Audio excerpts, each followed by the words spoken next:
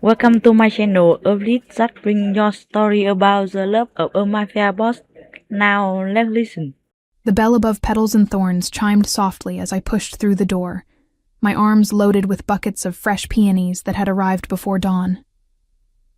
The scent of earth and green stems clung to my fingers, a perfume I'd grown to love over the past 2 years working here.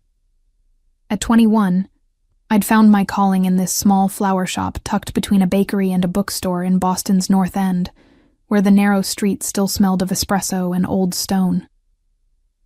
"Quinn, those arrangements for the Sullivan Charity Gala need to be ready by 3. Brooklyn called from the back room, her voice muffled by the cooler door. "Mrs. Sullivan's assistant already called twice this morning." I set the peonies down on the work table, flexing my fingers. The Sullivan family. Just the name made something flutter in my chest, though I'd trained myself not to examine that feeling too closely. For 2 years, our shop had been the exclusive florist for Sullivan family events, weddings, galas, even the occasional funeral, though those were mercifully rare. The contract had transformed our modest business into something profitable, something secure. What Brooklyn didn't know, what no one knew, was that I'd noticed him. Declan Sullivan. The eldest son, the one people whispered about when they thought I wasn't listening, the one whose presence at family events was both expected and somehow unsettling, like a storm cloud on an otherwise perfect day. He never spoke to me, never even looked directly at me as far as I could tell, but I felt him watching, always watching. From across ballrooms, from the edges of garden parties, from the shadows of family gatherings, where I arranged centerpieces and wove flowers through arbors. His gaze was a physical thing, heavy and constant, raising the hair on the back of my neck. I told myself I imagined it, that a man like Declan Sullivan, powerful and dangerous in ways I didn't fully understand, would never notice someone like me, a florist with dirt under her nails, and dreams no bigger than keeping this shop running. "Earth to Quinn." Brooklyn waved a hand in front of my face, grinning. "You were doing that thing again. That faraway stare you get when you're thinking about something you won't tell me." "I'm just tired," I lied, turning to the peonies, late night finishing the centerpieces. She didn't believe me. I could tell from the way she pursed her lips, but she let it drop. Brooklyn had been my friend since high school, the one who'd convinced me to apply for this job when I'd been working 3 part-time positions just to make rent. She knew me better than anyone, which meant she also knew when to stop pushing. The morning passed in a blur of ribbon and wire, baby's breath and roses. I lost myself in the work, in the precise art of creating something beautiful from stems and petals. By 2 o'clock, the arrangements were ready, each one perfect, each one a silent prayer that maybe, just maybe, he would notice them. Notice me. "I'll do the delivery," Brooklyn offered, already reaching for her jacket. "You've been here since 5 this morning." "No," I said too quickly. "I mean, I don't mind. The exercise will do me good." She raised an eyebrow but didn't argue. We both knew I always insisted on delivering to Sullivan events. Neither of us acknowledged why. The Sullivan estate sat on 10 acres just outside the city, a sprawling stone mansion that looked like it had been transplanted from the Irish countryside. As I drove through the gates, the familiar knot of anticipation tightened in my stomach. Security guards nodded me through, recognizing the Petals and Thorns van. They knew me by now, knew I was safe, approved, invisible. I parked near the service entrance and began unloading the arrangements.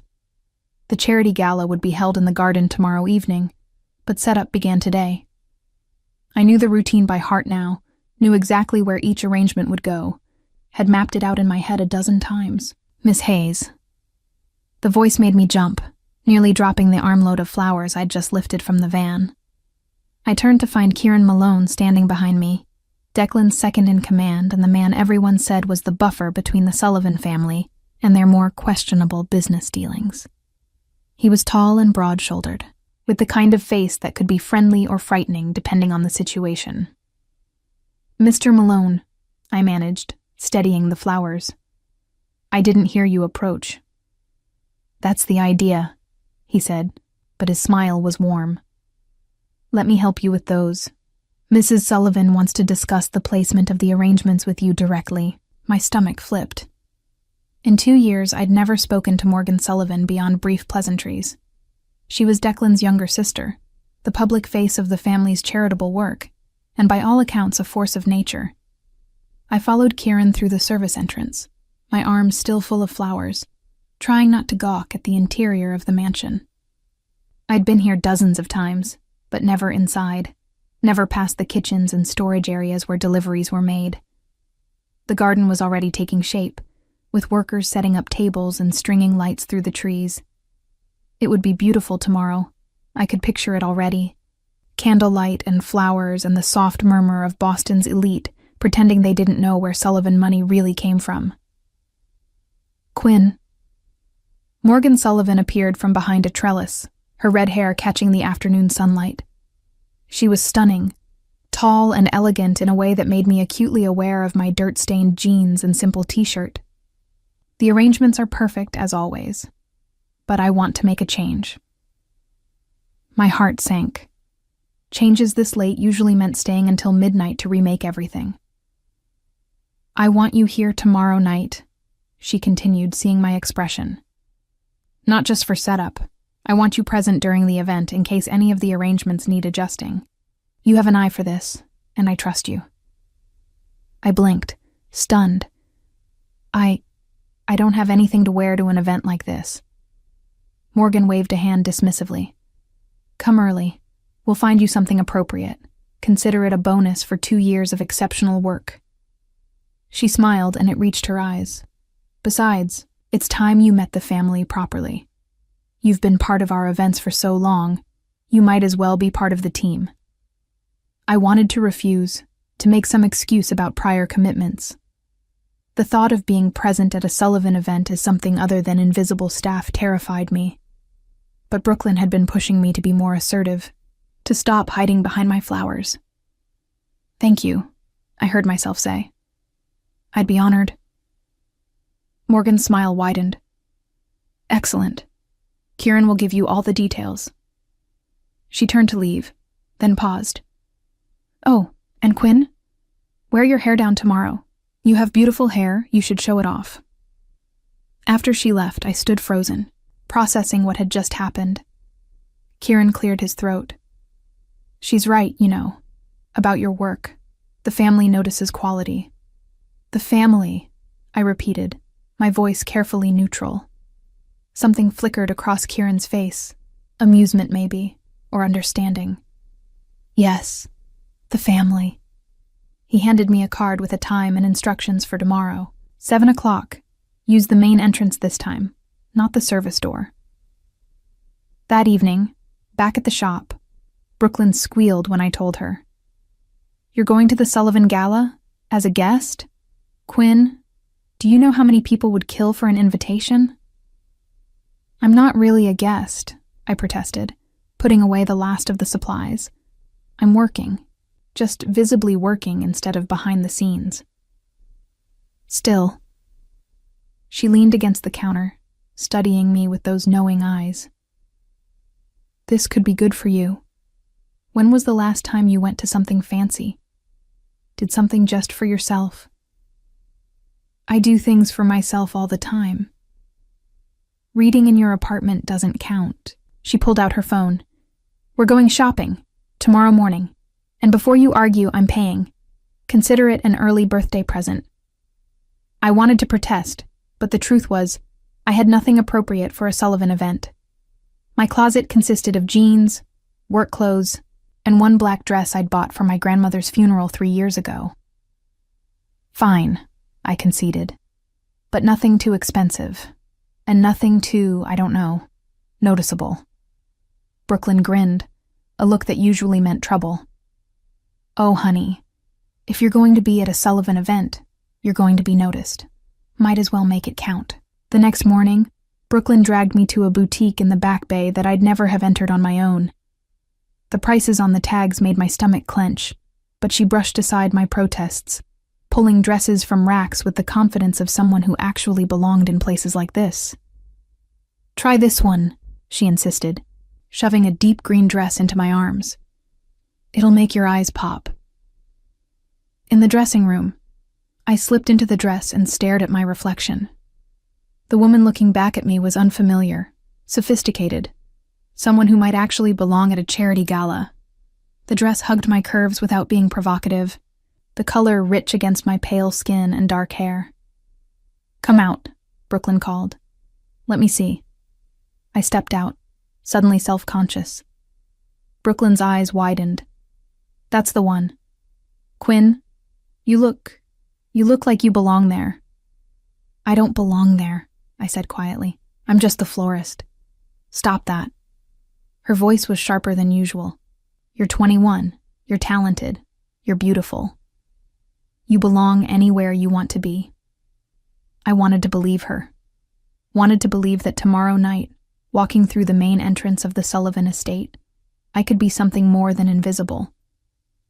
But as I looked at the price tag, reality crashed back. "Brooklyn, I can't let you pay this much." "Yes, you can. And you will." She was already heading to the register. "Consider it an investment in your confidence." That night, I barely slept. I kept imagining tomorrow, kept running through scenarios in my head. What if I spilled something? What if I said something stupid? What if I saw him, Declan Sullivan, up close instead of from across a room, and he looked right through me like I didn't exist? By the time 7 o'clock arrived the next evening, my nerves were frayed. The dress felt too tight, too obvious. My hair, worn down as Morgan had suggested, felt strange after months of keeping it in practical buns for work. I'd applied makeup with Brooklyn's guidance, but I felt like I was wearing a costume, playing a part I didn't know the lines for. The Sullivan estate looked different at night, transformed by thousands of tiny lights strung through the trees. My arrangements glowed in the candlelight, exactly as I'd envisioned them. I should have felt proud, but mostly I felt out of place. "Quinn." Morgan Sullivan appeared at my elbow, radiant in a silver gown. "You look wonderful. Come, let me introduce you to some people." Before I could protest, she was guiding me through the crowd, introducing me as the brilliant florist responsible for all this beauty. People smiled, complimented my work, asked for business cards I'd thankfully remembered to bring. It was surreal, being seen, being acknowledged as something other than a vendor. And through it all, I felt him watching. Declan Sullivan, somewhere in the crowd, his gaze heavy on my bare shoulders. I didn't look for him, didn't dare. If I saw him watching, if I confirmed what I'd felt for 2 years, everything would become real. "There you are." A man appeared beside me as Morgan stepped away to greet new arrivals. He was young, maybe late 20s, with sandy hair and an easy smile. "I've been looking for you all evening. I'm Ronan Callahan." I recognized the name. He was the accountant for Sullivan Enterprises. The one Brooklyn had mentioned was single and supposedly very nice. "Quinn Hayes," I replied, shaking his offered hand. "I know. Morgan's been singing your praises all week. She says you have an eye for beauty." He gestured to the nearest arrangement. She wasn't exaggerating. "These are stunning." We fell into easy conversation. Ronan was charming and funny, telling self-deprecating stories about his work that made me laugh despite my nerves. He got me champagne, stayed by my side as we circulated through the garden, made me feel like I actually belonged there. "So," he said as the orchestra began playing, "I know this might be forward, but would you like to have dinner sometime? Somewhere that doesn't involve me boring you with accounting jokes?" My heart skipped. It had been so long since anyone had asked me out, since anyone had looked at me with interest instead of just professional courtesy. Ronan was kind and attractive and clearly interested. There was no reason to say no. "I'd like that," I heard myself say. His smile widened. "Really? That's great. How about Friday? There's this Italian place in the North End. Quiet, Great food. Friday sounds perfect. Quinn Hayes, saying yes to a date? He laughed. My lucky day. We exchanged numbers and I felt lighter than I had in months. Maybe this was what I needed. A chance at something normal, something real. Maybe I'd been too focused on impossible fantasies, on men who watched from shadows but never approached. I should check on the arrangements, I said, suddenly needing a moment alone to process what had just happened. Make sure everything's holding up. Of course. I'll find you later? I nodded and slipped away through the crowd, making my way to the far end of the garden where I'd placed a particularly elaborate display. My hands moved automatically, adjusting a stem here, a ribbon there, finding comfort in the familiar task. Beautiful work. The voice came from behind me, deep and rough, with an Irish lilt that sent shivers down my spine. I knew who it was before I turned. Knew because I'd been waiting 2 years to hear him speak directly to me. Declan Sullivan stood in the shadows just beyond the light's reach, tall and broad-shouldered in a perfectly tailored black suit. His dark hair was longer than in the family photos I'd seen, curling slightly at his collar. His eyes, I finally saw them clearly now, were storm gray, intense, and focused entirely on me. Thank you, I managed, my voice steadier than I felt. He moved closer, into the light, and I could see the sharp planes of his face, the slight scar above his left eyebrow, the way his jaw tightened as he looked at me. Really looked at me, not the careful avoidance I'd convinced myself I imagined. Quinn Hayes. My name and his voice sounded different, weighted with something I couldn't name. You've been making my sister's events beautiful for 2 years now. I try, I said, acutely aware of how close he was standing. Close enough that I could smell his cologne, something expensive and dark. She tells me you agreed to dinner with Ronan Callahan. His voice was carefully neutral, but something flickered in those gray eyes. He's a good man, honest, safe. The way he said safe made it sound like an insult. He seems nice, I replied, unsure why I felt defensive. And yes, I agreed. Is there a problem? Declan was quiet for a long moment, his gaze moving from my face to my dress to the flowers and back again. Then he closed his eyes, drew in a deep breath, and when he opened them again, his expression was locked down tight. No problem, he said. Enjoy your evening, Miss Hayes. He turned and walked away, disappearing into the crowd before I could process what had just happened. But I'd seen it, in that moment before he locked his expression down. I'd seen something that looked like jealousy, like possession, like a man barely holding on to his control.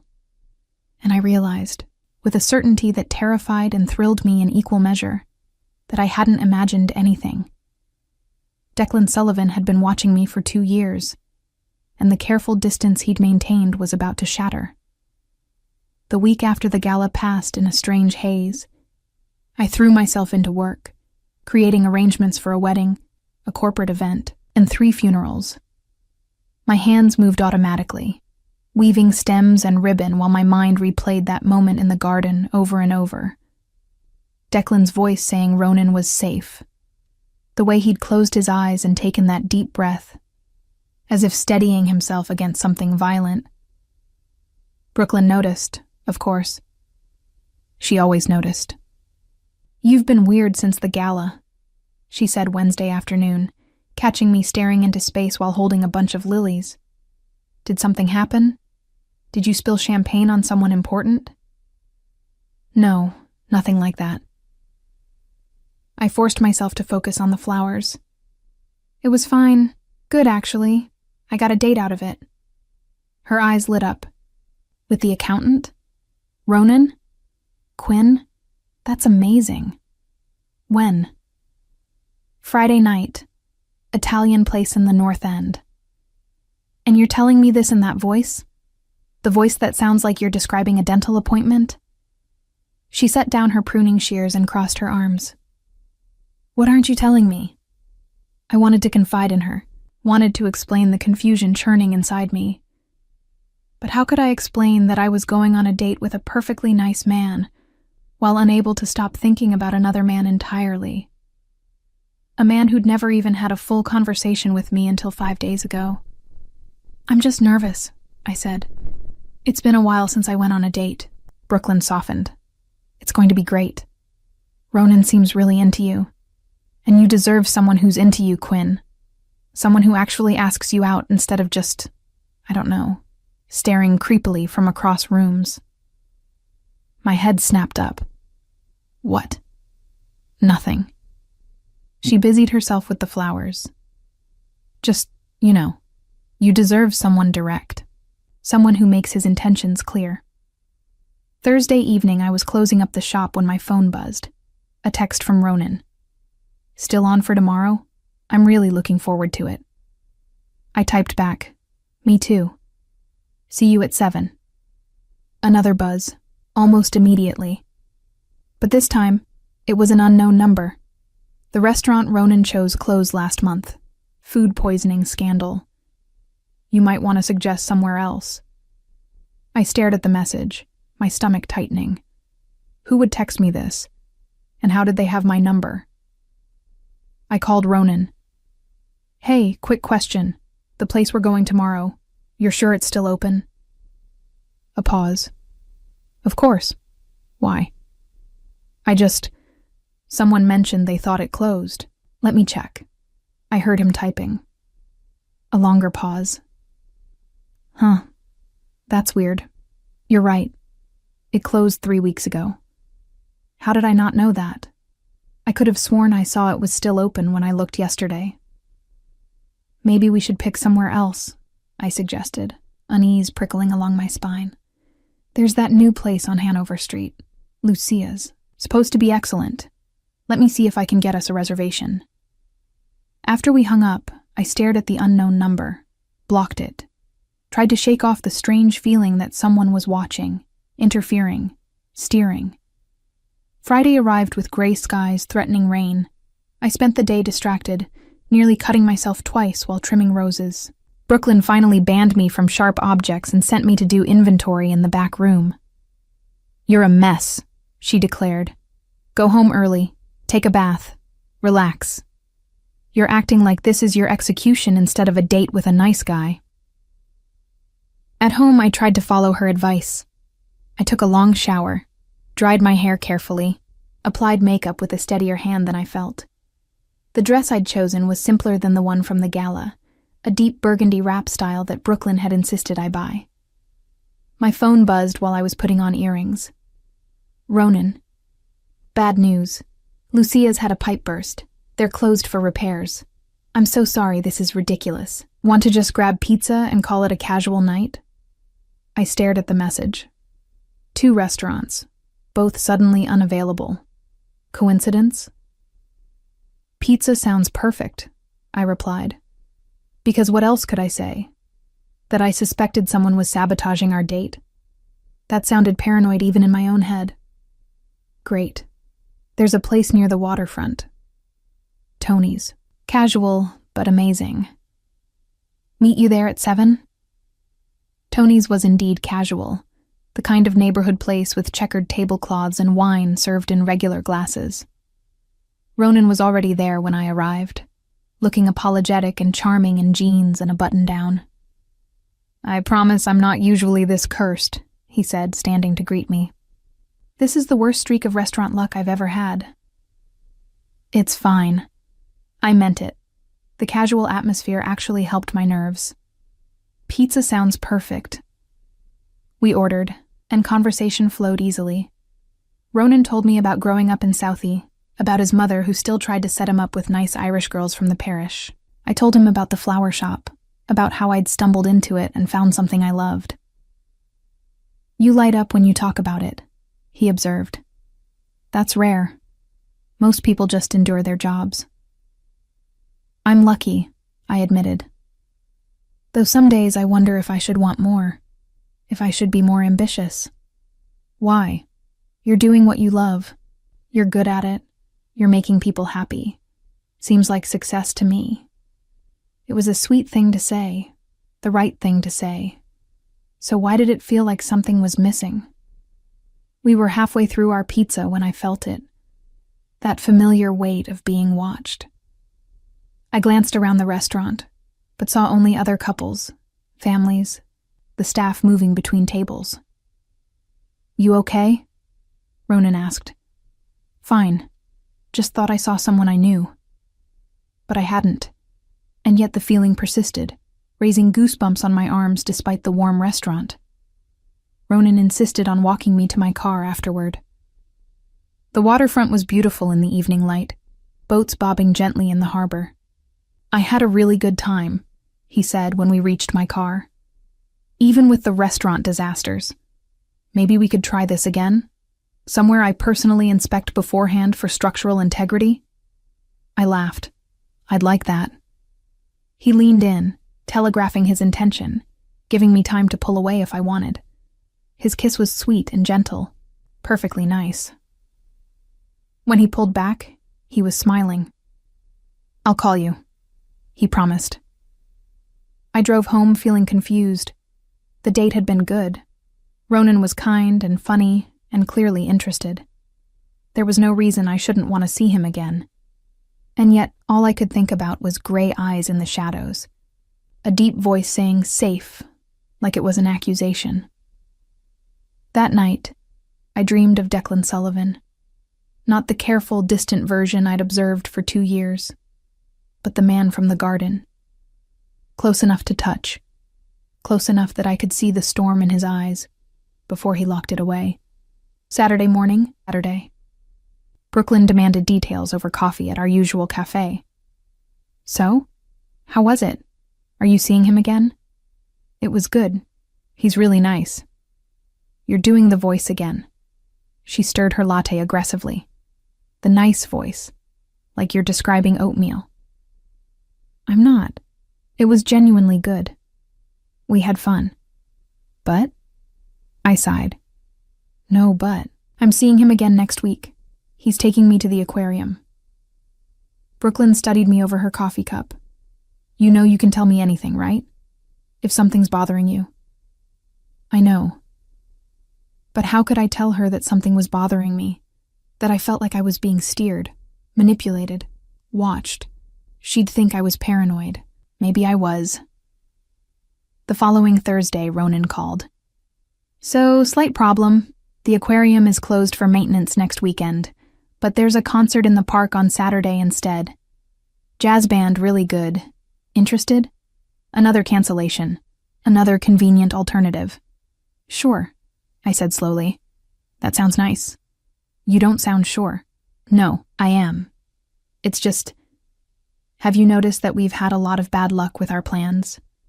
"Tell me about it." He laughed. "Maybe we're cursed, but hey, we're adaptable." Saturday's concert was perfect. The weather cooperated, the band was excellent, and Ronan brought a picnic that included wine and cheese and chocolate-covered strawberries. "You went all out," I said, impressed despite myself. "Well, after all the disasters, I figured I'd better make it worth your while." We spread a blanket on the grass, ate and listened to music, and it should have been romantic. It was romantic. Ronan held my hand, made me laugh, looked at me like I was someone special. And yet, that feeling again. Eyes on me.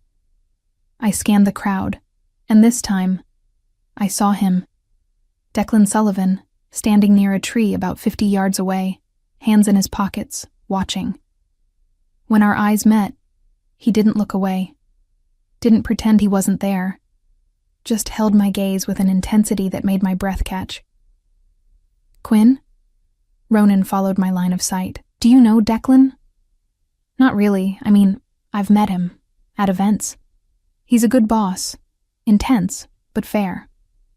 Ronan waved, and after a long moment, Declan raised his hand in acknowledgement before turning and walking away. "That was weird," Ronan said. "Didn't take him for a jazz concert type." But I knew. Suddenly, with absolute certainty, I knew. The restaurants, the aquarium, all of it. Declan Sullivan had been sabotaging my dates. Not so drastically that they were ruined, just enough to steer us toward places where he could watch, where he could see me with Ronan. Anger bloomed hot in my chest. What right did he have? He'd never approached me, never indicated any interest beyond watching from shadows. He had no claim on me, no right to interfere in my life.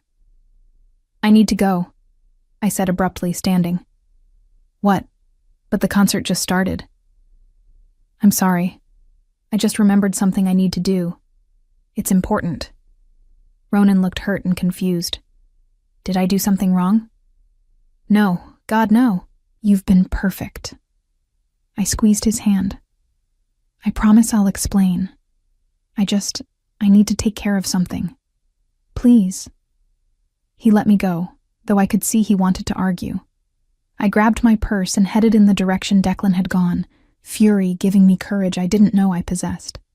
I found him 2 blocks away, standing beside a black SUV, as if he'd been waiting. What the hell do you think you're doing? I demanded, not caring who might overhear. His expression remained neutral, but something flickered in those gray eyes. Enjoying a concert in the park. Don't lie to me. The restaurants, the aquarium, you've been sabotaging my dates with Ronan. That's quite an accusation. Is it? Is it really? I stepped closer, tilted my chin up to meet his gaze. You've been watching me for 2 years, Declan. Don't think I haven't noticed. And now that someone actually asks me out, suddenly everything goes wrong? He was quiet for a long moment, his jaw tight. Then, Ronan Callahan is a good man. I know he is. Safe, uncomplicated. He'll give you a normal life. And that's a problem because you deserve better than normal. The words came out rough, like they'd been dragged from somewhere deep. You deserve more than someone who doesn't understand what he'd be risking by being with you. I stared at him, my anger faltering. What are you talking about? Declan stepped closer, and suddenly there was barely any space between us. You think I haven't wanted to talk to you, to approach you?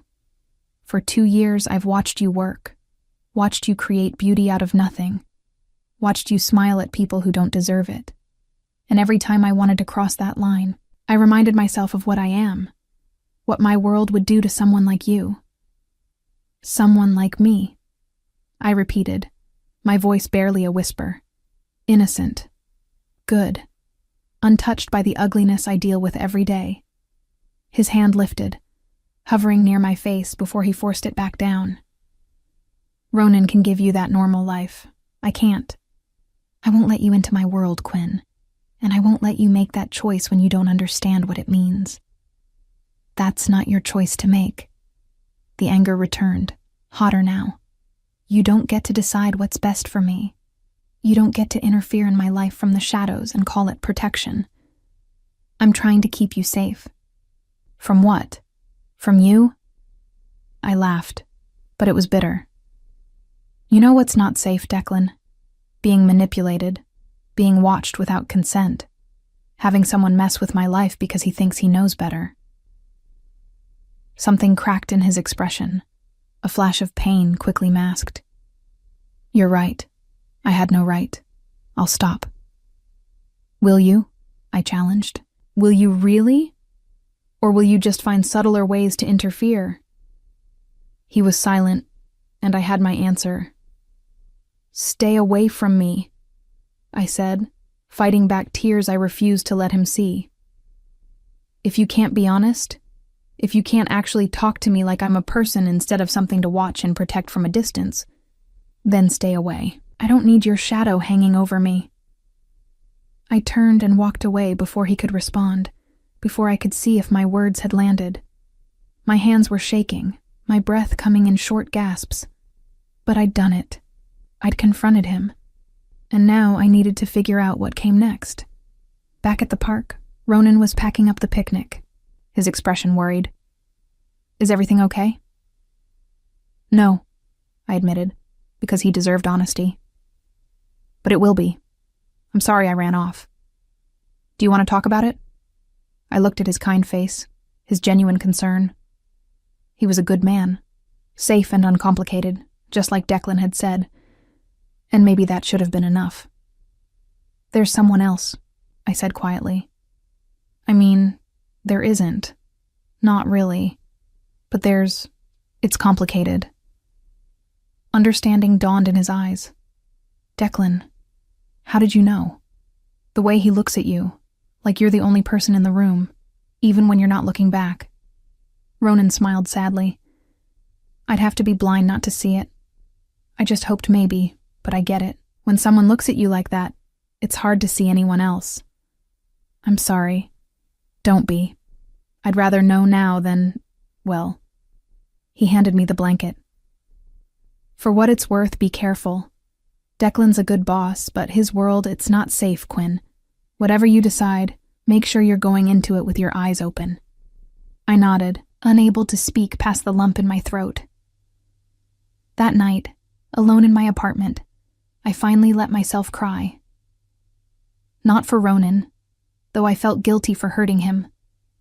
Not even for the confusion and anger swirling inside me, but for the truth I'd been avoiding for 2 years. I'd been watching Declan Sullivan just as much as he'd been watching me, and now that we'd finally confronted each other, I had no idea what happened next. I didn't go to work on Monday. For the first time in 2 years, I called Brooklyn and told her I was sick, which wasn't entirely a lie. I felt hollowed out, scraped raw by Saturday's confrontation.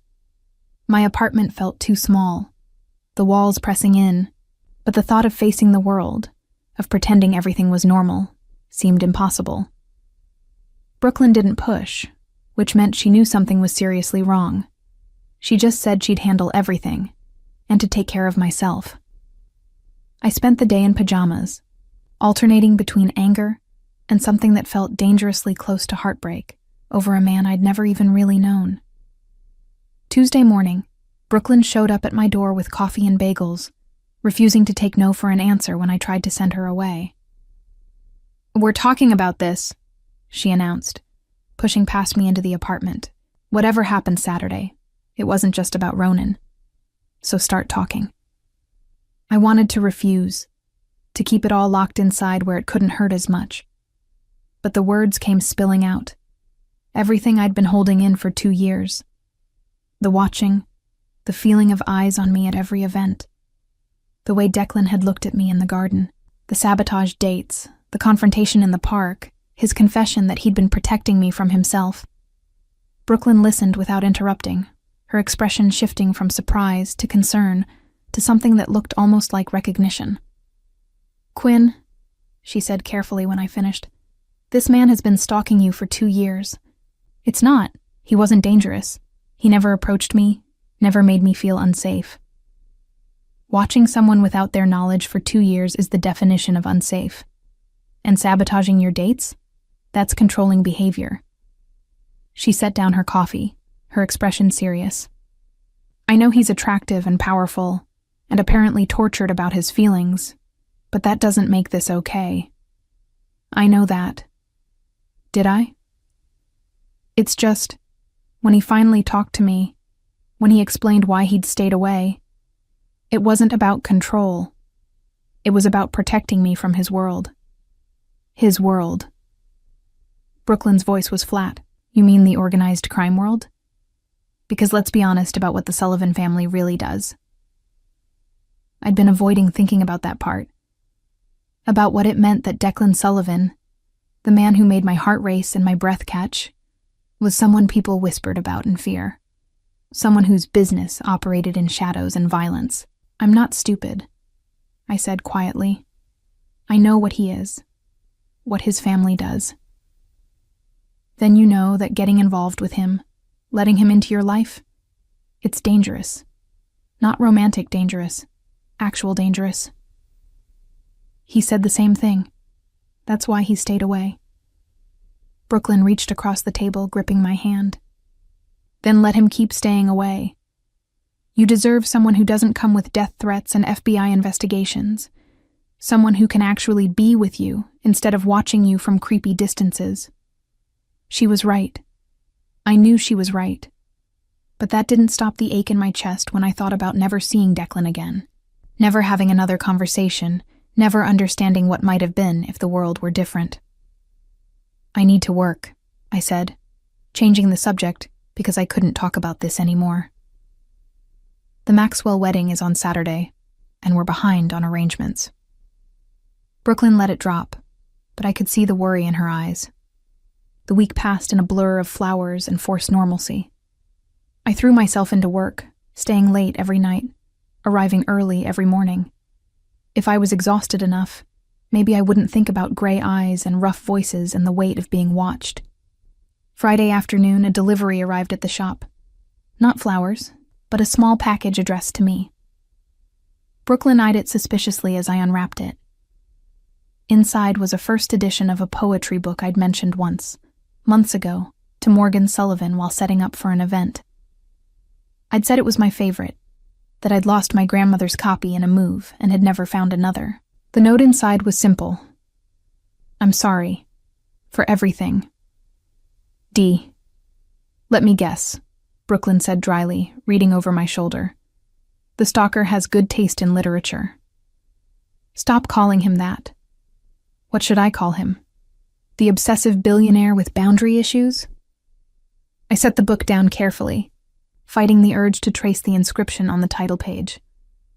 It must have cost a fortune. And he'd remembered something I'd mentioned in passing, something I barely remembered saying. "It's a nice gift," I admitted. "Quinn." "I'm not going to call him or anything. It's nice, that's all."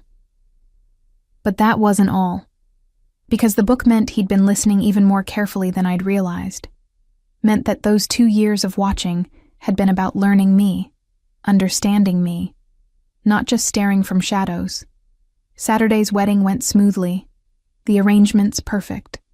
The bride crying happy tears over the ceremony arch I'd woven with white roses and ivy. It should have felt like a triumph, but I found myself looking for him in the crowd, knowing he wouldn't be there but looking anyway. Sunday, Morgan Sullivan called my cell phone directly. Her number 1 I'd saved from previous work coordination, but one she'd never used to call me personally. "Quinn, I hope you don't mind me calling. Kieran gave me your number." Her voice was warm, but carried an undertone of concern. "I wanted to check on you. My brother said you two had a conversation at the park last week." My stomach dropped. Of course Declan had told his sister. Of course Morgan would call to do damage control or warn me off or whatever protective siblings did when their dangerous brothers got tangled up with civilian florists. "We did," I said carefully. "It was enlightening." A pause. "He told me what he did, the sabotage. I want you to know that I didn't know about any of it, and if I had, I would have stopped him. It's not your responsibility to control your brother's behavior." "No, but it is my responsibility to make sure people who work for my family feel safe. And Quinn, you've been an important part of our events for 2 years. I don't want you to feel uncomfortable or afraid." "I'm not afraid of Declan," I said, and realized it was true. Angry? Yes. Confused? Absolutely. But not afraid. Good. Because he's not. Whatever you might think about our family, Declan is a good man. He doesn't let himself be good very often. Doesn't think he deserves it. But he is. Why are you telling me this? Because in 2 years of watching you work, of hearing you laugh with the staff, and create beautiful things and treat everyone with kindness, I've never seen my brother look at anyone the way he looks at you. Morgan's voice softened. And I've never heard him sound the way he did when he told me he'd hurt you. Like he'd done something unforgivable. My throat tightened. What do you want me to do with that information? Nothing. Or everything. That's up to you. I just wanted you to know that if you decide to explore whatever this is between you two, you won't be alone. You'll have family looking out for you. Including me. After we hung up, I sat in my apartment for a long time, staring at the poetry book, at my phone, at the future stretching out in 2 very different directions. I could walk away, block Declan's number, refuse any more Sullivan family events, Build a life that was safe and normal and free from complications. That's what Brooklyn would want, what any rational person would advise. Or I could do something terrifying. I could choose to understand, to dig deeper, to see if there was something real beneath the watching and the protection and the careful distance he'd maintained. Monday morning, I made my decision. I need you to cover the shop today, I told Brooklyn, and maybe tomorrow. There's something I need to do. You please tell me you're not going to see him. I'm not promising that. Quinn. She grabbed my arms, her expression desperate. Please think about this. Once you're in that world, once you're tangled up with someone like Declan Sullivan, getting out is almost impossible. I know, but I can't move forward without understanding, without at least trying to see if... I trailed off, unsure how to finish. If what? If there's a future with a man who runs a criminal empire? If there's a future with a man who looks at me like I matter? The admission hurt to say out loud. I know it's stupid and dangerous and probably going to end badly, but I need to know. Brooklyn pulled me into a hug. Then be careful, and call me every day. And if anything feels wrong, if he scares you even once, you get out. Promise me. I promise. I drove to the Sullivan estate without calling ahead, knowing if I gave myself time to reconsider, I'd lose my nerve. Security recognized me and waved me through without question, though I saw one of them speaking urgently into a radio as I passed. The mansion looked different in the harsh morning light, less magical and more fortress-like. I parked near the main entrance, my hands gripping the steering wheel as I tried to slow my racing heart. The front door opened before I could knock. Kieran stood there, his expression carefully neutral. Miss Hayes, we weren't expecting you. Is Declan here? He's in a meeting. I can take a message. I'll wait. Kieran studied me for a long moment, then nodded. Follow me. He led me not to a waiting room, but to a library, a beautiful space lined with books and featuring large windows overlooking the garden where I'd confronted Declan at the gala. Where this had all started, in a way. He shouldn't be more than 30 minutes, Kieran said. Then, more gently, for what it's worth, I think you're brave for coming here. Or stupid. Brave and stupid aren't mutually exclusive. He smiled slightly. Help yourself to anything from the shelf. Declan's collection is extensive. After he left, I wandered the library, trailing my fingers along book spines, trying not to think about what I was about to do, trying not to imagine the conversation ahead, the questions I needed to ask, the truths I wasn't sure I wanted to hear. I was examining a first edition Yeats when the door opened behind me. Quinn. I turned slowly, giving myself time to school my expression. Declan stood in the doorway in shirt sleeves and slacks, his tie loosened, looking tired in a way that made him seem more human, more real. I got your gift, I said. The book. It's beautiful. I'm glad you liked it. He didn't move closer, just stayed by the door as if he didn't trust himself. I wasn't sure you'd want anything from me after Saturday. I wasn't sure either. I set the Yeats down carefully. But then I realized I couldn't move forward, either direction, without understanding, without actually talking to you like adults instead of whatever we've been doing for 2 years. Circling each other like wary animals. A ghost of a smile touched his lips. That's what Morgan called it. She called me, told me I'd have family looking out for me if I chose to explore this. His expression shifted, surprise and something that might have been hope. She shouldn't have presumed. Maybe not, but she wasn't wrong, was she? There is a this to explore. That's why you've been watching, why you sabotaged my dates, why you finally talked to me in the garden. Declan crossed to the window, putting distance between us even as we finally had the conversation we'd been avoiding. His reflection in the glass was clearer than his expression, revealing the tension in his shoulders, the tightness of his jaw. I've been in this life since I was 16, he said finally. When my father died and the responsibilities of the family business fell to me, I never chose it. But I embraced it because it was all I knew how to do. How to protect, how to control, how to survive in a world where weakness gets you killed. I'm not asking for your life story, I said gently. I'm asking why me. Out of everyone you've encountered in 20 years of this life, why am I the one you couldn't stay away from? He turned then, and the raw emotion in his eyes stole my breath. Because you were the first person in my world who looked at me and didn't see a weapon.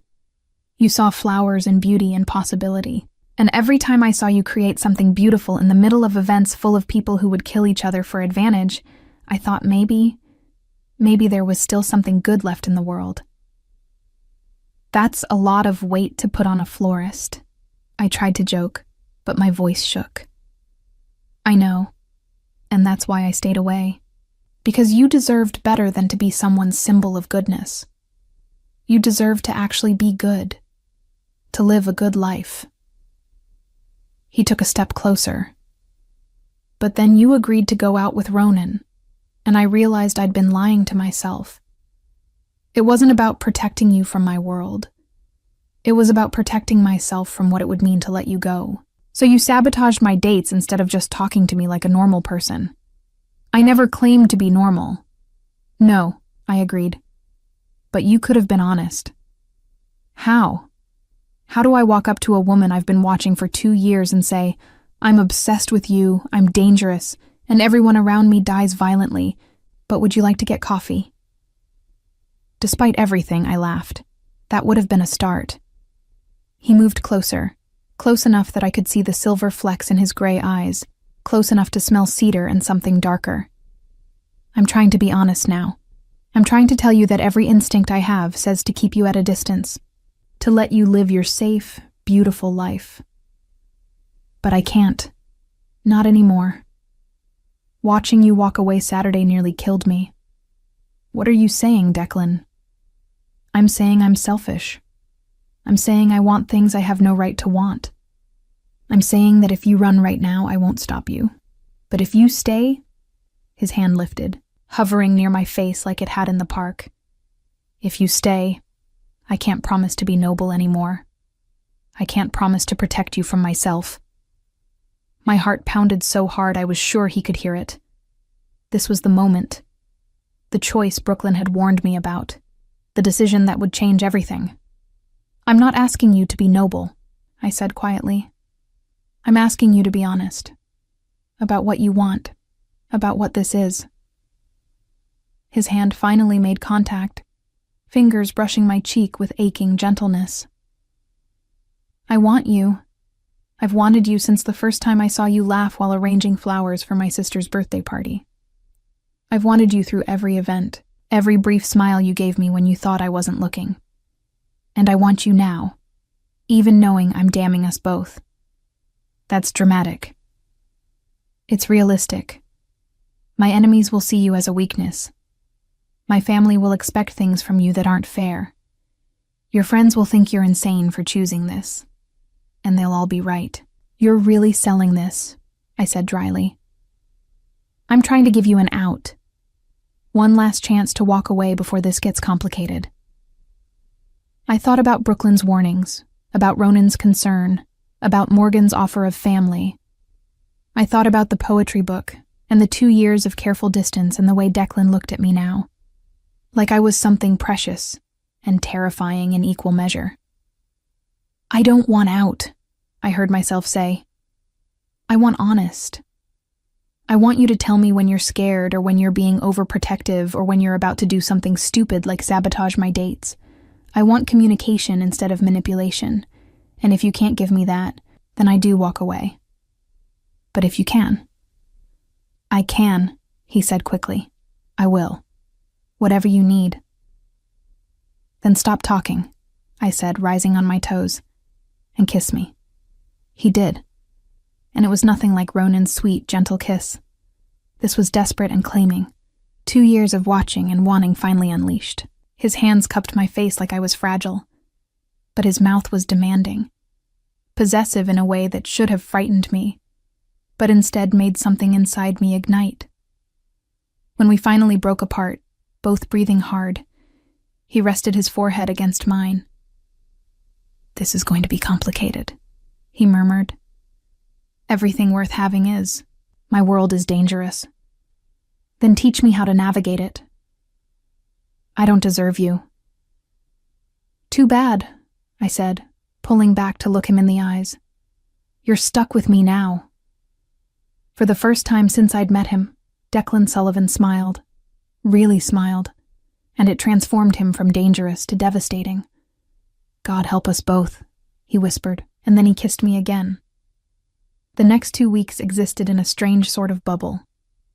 Declan and I navigated the beginning of whatever we were becoming with the care of people defusing a bomb. He took me to quiet dinners at restaurants where security was tight and eyes were discreet. We walked through parks at dawn before the world woke up, his hand warm in mine as we talked about everything except the dangerous realities of his world. He was surprisingly easy to talk to once the walls came down. Funny in a dry way that caught me off guard, intelligent in a way that went beyond business savvy. He asked questions about my childhood, about my grandmother who'd taught me to love flowers, about the small dreams I'd never admitted to anyone. And I asked about him, about the boy who'd become a man at 16 when his father died, about the weight of responsibility he'd carried ever since. He answered carefully, editing the violence from his stories, but I could read between the lines, could see the shadows that crossed his face when he spoke of choices made, of lines crossed.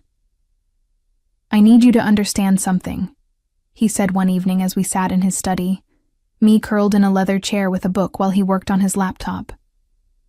"There are parts of my life I'll never be able to share with you. Not because I don't trust you, but because knowing makes you complicit, makes you a target." I looked up from my book. "I'm already a target, aren't I? Just by being here with you." His jaw tightened. "Yes. Which is why Kieran has assigned security to watch your apartment and the shop. You won't see them, but they're there." "You're having me followed?" "I'm keeping you safe," he corrected. "There's a difference." "Is there?" I set the book down. "Declan, we talked about this. About honest communication instead of control. And I'm being honest. My enemies will look for weaknesses. You are now my greatest weakness. That means you need protection whether you want it or not." I wanted to argue, to insist on autonomy and independence. But I also wasn't naive enough to think the protection was unnecessary. Declan's world operated by different rules, and refusing to acknowledge that would be dangerous for both of us. "Fine," I conceded. "But you tell me these things. You don't just assign security without discussing it with me first. Deal?" Relief flickered across his face. "Deal." Brooklyn was less understanding when I finally told her about Declan and me. "You're insane," she declared over coffee at the shop, her voice rising enough that I glanced nervously toward the street. "Quinn, this man runs the Irish mob. The actual mob. People die because of him. I know what he is. Do you? Do you really?" She leaned forward, her expression desperate. "Or are you so caught up in the romance of it all, the watching and the protection and the dangerous man with a soft spot, that you're ignoring reality?" "I'm not ignoring anything," I said. But doubt crept in. Was I? Was I so dazzled by Declan's attention that I was willfully blind to what being with him really meant? "He's having you followed, Quinn. He's assigned people to watch you without your permission. That's controlling behavior dressed up as protection. He told me about it after. We discussed it, after he'd already done it." Brooklyn's voice softened. "I love you. You're my best friend.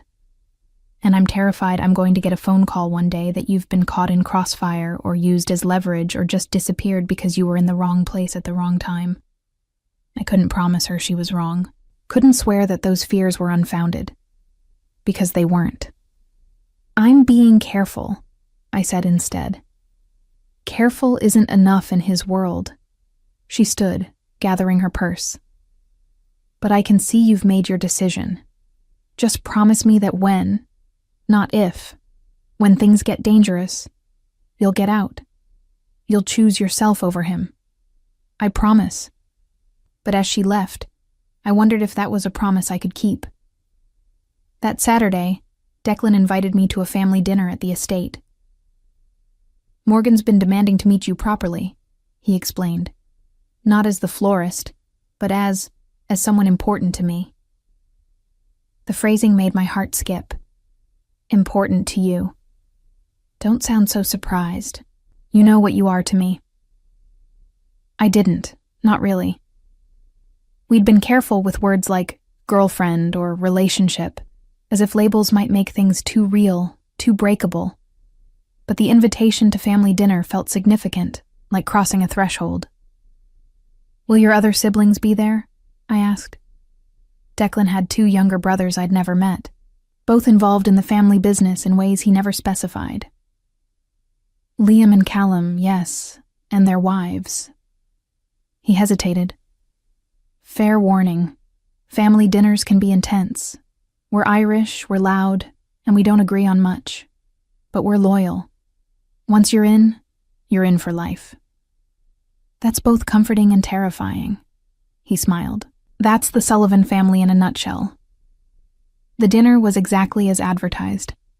The dining room buzzed with conversation and laughter, wine flowing freely as platters of food circulated. Morgan embraced me like we were already friends. Declan's brothers assessed me with curiosity tempered by caution, and their wives welcomed me with knowing smiles. So you're the florist, Liam said, Declan's middle brother, built like a boxer and with a grin that was more trouble than charm. The one who's had our fearless leader tied up in knots for 2 years. I wasn't aware I had that much power, I replied, earning a laugh from the table. Oh, you have no idea, Morgan said, refilling my wine glass. Declan's been insufferable, moping around, staring off into space, snapping at people. We all knew something was wrong, but he wouldn't tell us what. Or rather, who. I don't mope, Declan said dryly. You absolutely mope, Callum, the youngest, chimed in. Remember when Quinn was sick last month and missed that event? You were a nightmare for 3 days. I turned to Declan. I was sick for 2 days in October. How did you even know? The flower deliveries were handled by Brooklyn, he admitted, looking slightly abashed. I called the shop to make sure you were okay. That's not creepy at all, Liam said cheerfully. Very normal behavior. Leave him alone, Kieran interjected from his spot at the table. I'd learned he was essentially part of the family, having grown up with Declan after his own parents died. At least he's evolved from stalking to actual dating. That's progress. The easy teasing, the warmth of inclusion, made something in my chest ache. This was what family looked like when it worked, when loyalty and love coexisted with honesty and affection. Quinn, Morgan said as dessert was served, have you given any thought to that offer I made? About expanding your floral business to handle more of our events? I have, but I'm not sure the shop could handle the volume. It's just me and Brooklyn. So hire more people. We'd provide funding for expansion if needed. Consider it an investment in a business we believe in. It was a generous offer, almost too generous. I looked at Declan, trying to read his expression. Was this his influence or genuine from Morgan?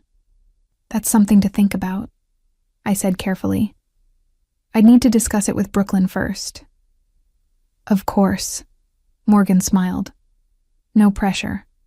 I just think you're wasting your potential in that small shop when you could be doing so much more. The evening wound down around 11. As people started leaving, Declan pulled me aside into his study. I'm sorry if that was overwhelming, he said. My family can be a lot. They're wonderful, loud and intense, but wonderful. They like you. Morgan hasn't stopped texting me about how perfect you are. He moved closer, his hand settling on my waist. "Stay tonight. I don't want you driving home this late." It wasn't the first time he'd asked, but it was the first time I was tempted to say yes. The thought of driving back to my empty apartment, of leaving the warmth and light of the Sullivan estate, felt suddenly unbearable. "I don't have anything with me," I said, a weak protest. "I'll give you something to wear." His voice dropped lower. "Stay, Quinn. Please." I stayed. Declan's bedroom was a revelation. I'd expected opulence, but instead found a space that was surprisingly understated. Large bed with simple linens, a desk covered in papers, bookshelves filled with volumes that had clearly been read. The only indulgence was the view, floor-to-ceiling windows overlooking the estate grounds. He gave me one of his shirts to sleep in, then disappeared to give me privacy to change. When he returned, his eyes darkened at the sight of me in his clothes, the shirt falling to mid-thigh. "This was a mistake," he murmured. "You wearing my clothes. I'm never going to be able to think clearly again." "Good," I said, emboldened by wine and want. "I like you off balance." He crossed to me slowly, giving me time to retreat if I wanted. When I didn't, he pulled me close, his hands spanning my waist. "We should take this slow," he said, even as his thumbs traced patterns on my skin. "We've already been slow. 2 years of slow." "Quinn, my name was a warning and a plea. I'm not made of glass, Declan. I won't break." "I know, but I might." He pressed his forehead to mine. "You have no idea what you do to me. How much control it takes to not just—" He broke off, jaw tight. "To not what?" "To not claim every part of you. To not make sure everyone knows you're mine." The possessiveness should have scared me. Instead, it sent heat flooding through my veins. "Then claim me," I whispered. What followed was incendiary. Declan made good on his promise, claiming me with a possessiveness that bordered on desperate. His hands and mouth mapped every inch of me, learning what made me gasp, what made me arch into him. And when he finally pushed inside me, his eyes never left mine, watching every reaction with an intensity that made me feel seen in a way I'd never experienced. Afterward, tangled in sheets and limbs, he held me close, his fingers tracing idle patterns on my shoulder. "I love you," he said quietly into the darkness. "I know it's too soon, and I have no right to feel this way, but I do. I love you, Quinn." My breath caught. We'd been careful with words, careful with labels. This was different. This was permanent. "I love you too," I whispered, and felt him relax against me. "Thank God," he murmured. "Because I was terrified you'd run screaming." I laughed, turning to face him in the dim light. "After that? Not a chance." He smiled, a real smile, rare and beautiful. "Good. Because now that I've had you, I'm never letting go." It should have sounded possessive, controlling. But in that moment, safe in his arms and his bed, it just sounded like a promise. We fell asleep tangled together, and I dreamed of flowers and danger in equal measure. The warning came 3 days later. I was at the shop, arranging tulips for a spring wedding, when a woman I'd never seen before walked in. Mid-40s, elegant in a way that screamed money, with cold eyes that assessed me like a threat to be neutralized. "Can I help you?" I asked, my customer service smile firmly in place. "You're Quinn Hayes, Declan Sullivan's new pet project." The venomous way she said it sent warning bells ringing. "I don't know what you're talking about." "Don't insult my intelligence. You've been seen with him, staying at his estate, attending family dinners." She moved closer, and I resisted the urge to back away. "I'm here to give you advice, girl to girl." I didn't realize we were girls together. "We're not. I'm Catherine Brennan. My husband runs the Brennan organization. We've had, shall we say, complicated dealings with the Sullivans over the years. The name Brennan sent ice through my veins. I'd heard it mentioned in hushed conversations, always with the kind of tension that suggested violence barely held in check. "What do you want?" I asked directly. "I want to warn you. Declan Sullivan is a dangerous man, not just to his enemies, but to anyone foolish enough to care about him. Women who get close to him end up hurt, sometimes permanently." "That sounds like a threat." "It's a warning. There's a difference."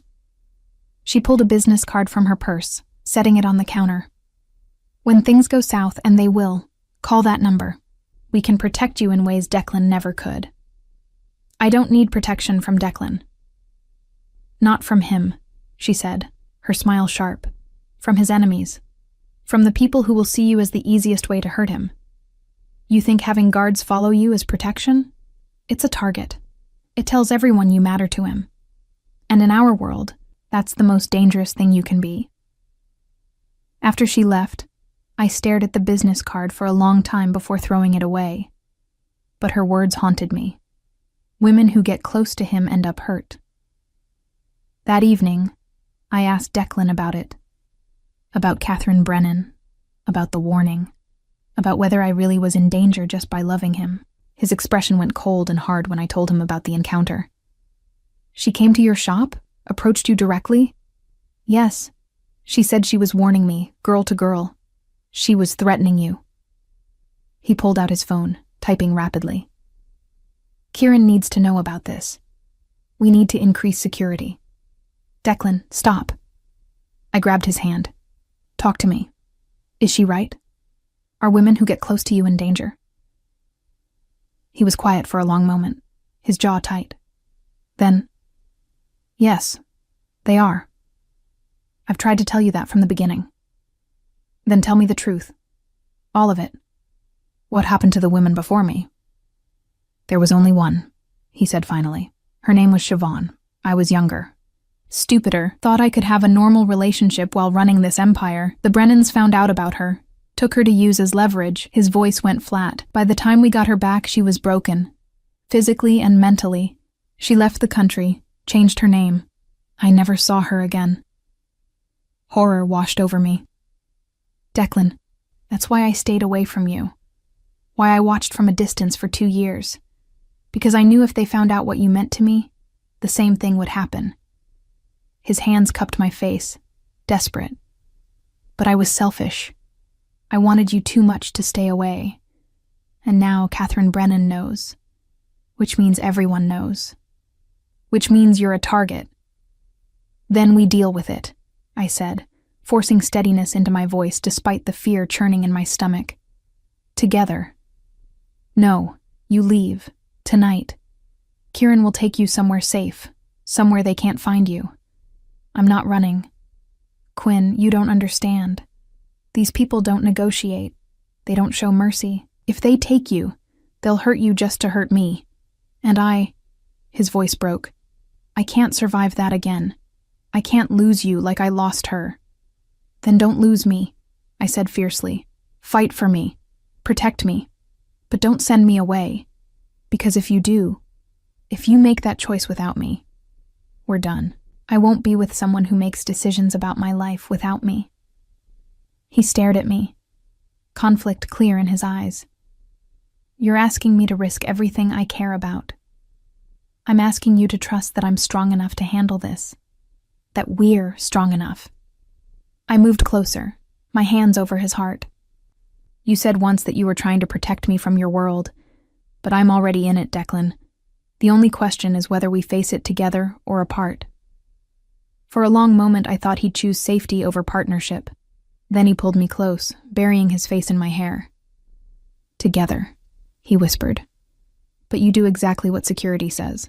No arguments, no risks. If they say run, you run. Promise me." "I promise."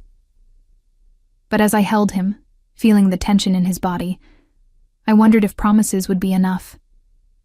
If love could really survive in a world built on violence and fear, and whether Catherine Brennan's warning was about to become prophecy.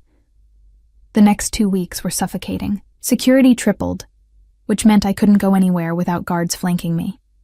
The shop felt like a fortress, with armed men trying and failing to look casual while positioned at every entrance. Brooklyn grew increasingly uncomfortable, her eyes following the guards with barely concealed fear. "This isn't sustainable," she said one afternoon, her voice low. "Quinn, customers are scared. We've had 3 cancellations this week alone. People don't want to visit a flower shop that looks like it's preparing for a siege." "I know. I'm working on it." "Are you?" "Because from where I'm standing, you're just accepting this as normal. As if having armed guards watching your every move is just the price of dating Declan Sullivan." "It is the price," I snapped, frustration boiling over. "And I don't have a choice. None of us do." Brooklyn's expression softened. "You always have a choice, Quinn. That's what I'm trying to tell you. You can choose yourself. You can walk away." But I couldn't. Leaving Declan would mean leaving part of myself, the part that felt alive and seen and cherished in ways I'd never experienced.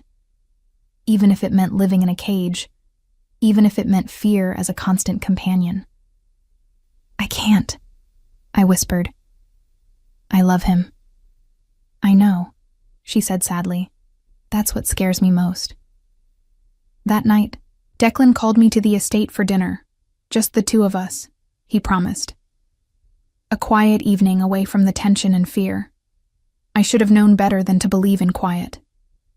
I arrived at 7, waved through by security who'd been expecting me. The house felt different without the usual bustle of family and staff. Quieter, emptier, almost eerie in its silence. "Declan?" I called, setting my purse on the entry table. No response. I moved through the house, checking the study, the living room, the kitchen. Empty, all of them. My phone was in my hand before I'd consciously decided to call him. It went straight to voicemail. "Okay," I whispered to myself. "Don't panic. There's a reasonable explanation." But my instincts, honed by weeks of hypervigilance, screamed that something was wrong. I was turning to leave when I heard it. A soft sound from upstairs, like furniture scraping against floor.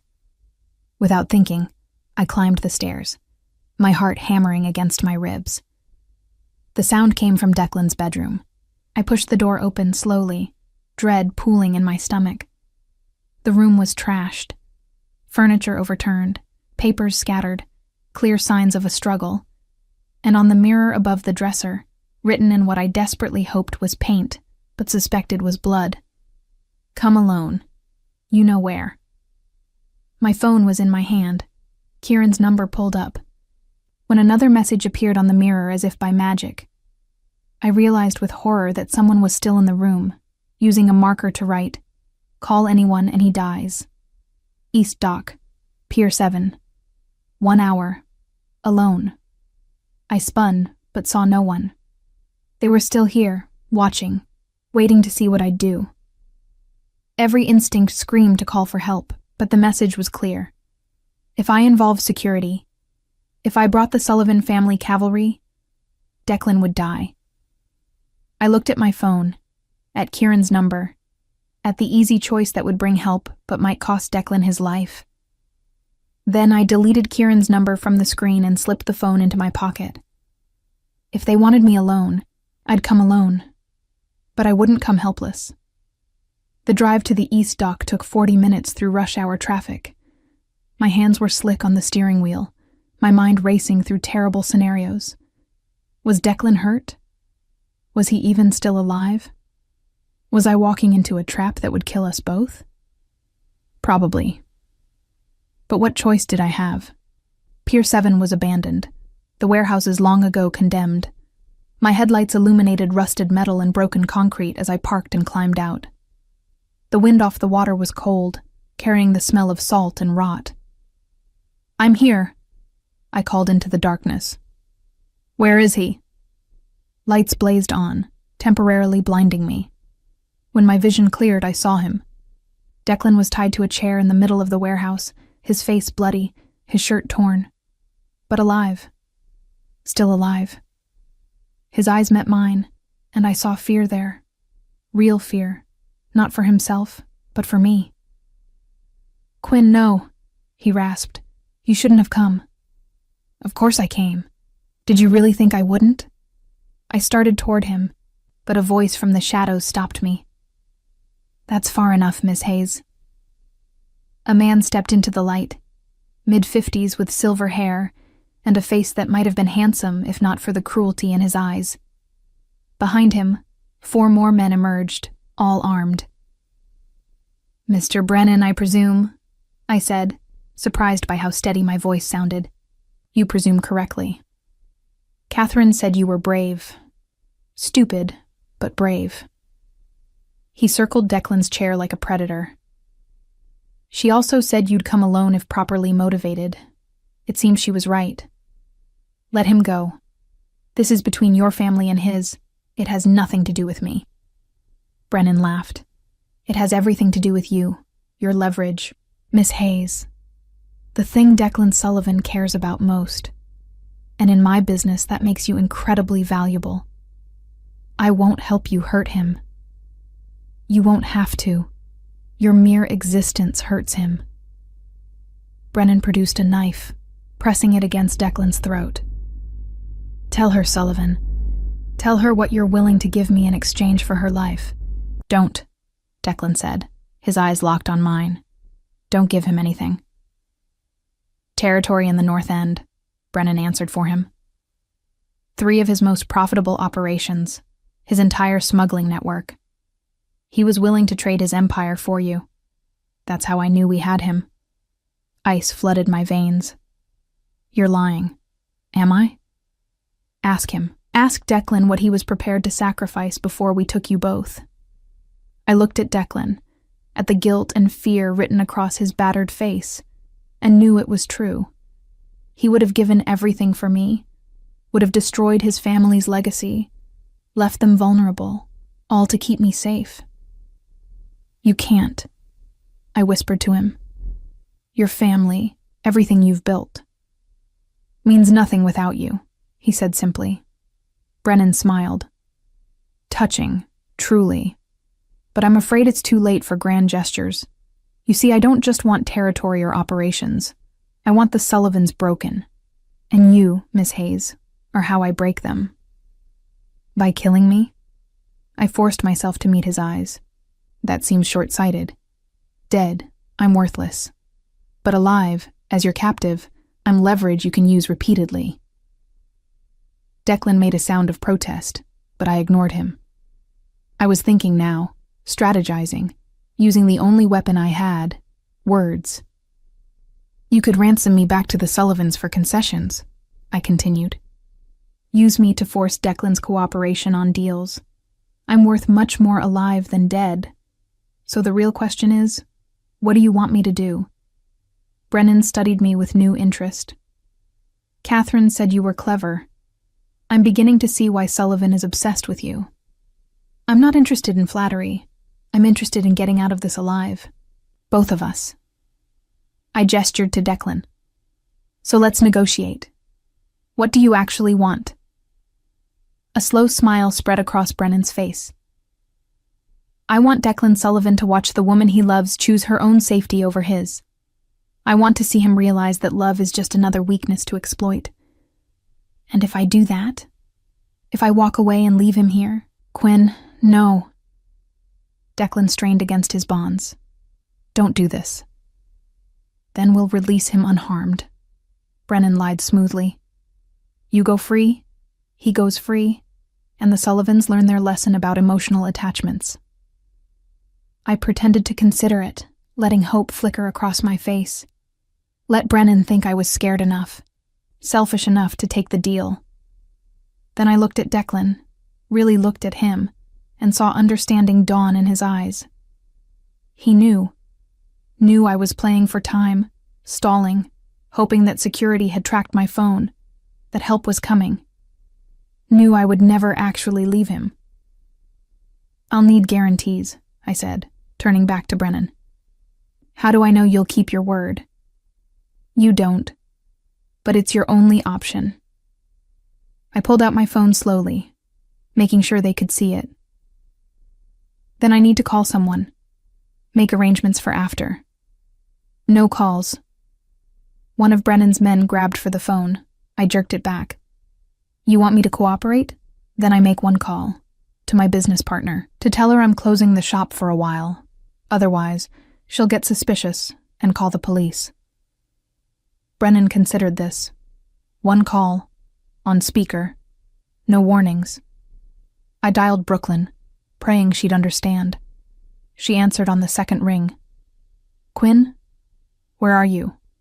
The security guys are going crazy looking for you. I'm fine, I said clearly. I'm at the East Dock, Pier 7. I just needed some space to think. A pause. Brooklyn was smart. She'd hear what I wasn't saying. The East Dock, she repeated carefully. That's pretty far for thinking space. I know, but sometimes you need distance to see things clearly. I'll be home in about an hour. Don't worry. Okay. Be safe, Quinn. I hung up, hoping she'd call Kieran immediately, that she'd understood my message. Satisfied? I asked Brennan. Almost. He nodded to his men. Tie her up. We'll wait here until the Sullivans come looking.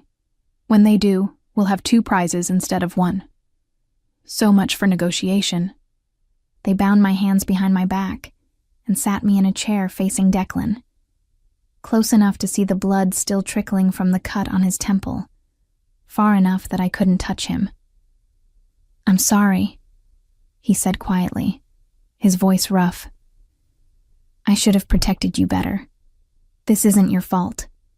It is. I knew the risks. I knew what loving me would mean for you. I should have been stronger, should have stayed away. Stop, I said firmly. I don't want apologies for loving me. I want you to tell me what happens next. How do we get out of this? A ghost of a smile touched his bloody lips. Even now you're planning escape routes. Someone has to. You're busy beating yourself up. Your guards will come, he said. When you don't return, when Brooklyn reports your location, they'll come. And Brennan knows that. This is a trap for them too. Declan's expression darkened. Then we need to give them an advantage. How? We're tied up and surrounded. He looked at me intently. What did Brooklyn say exactly?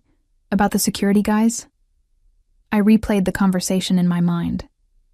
That they were going crazy looking for me. Not looking for us, for you. Understanding lit his eyes. They don't know I'm missing yet. Which means when they come, they'll be expecting to extract you, not both of us. They'll come prepared for a small operation, not an all-out assault. That's bad, right? No, that's perfect. Brennan will be expecting overwhelming force. When they come in light, he'll think the Sullivans don't know the full situation. It'll make him cocky, careless. And we use that how exactly? Before he could answer, Brennan returned from whatever corner he'd been lurking in. I have to say, I'm impressed. Most women in your position would be crying or begging by now. You're strategizing. I can see why Sullivan is besotted. I don't believe in wasting energy on fear. I lied. I was terrified. But I wouldn't give him the satisfaction of seeing it. Admirable, but ultimately futile. Your guards will come. We'll kill them. And then we'll kill you both. The Sullivans will be left leaderless and grieving. My family will take over their territory, and the balance of power shifts in our favor. You're missing a step, I said. The part where the other Sullivan brothers retaliate and murder everyone you love. Brennan's smile widened.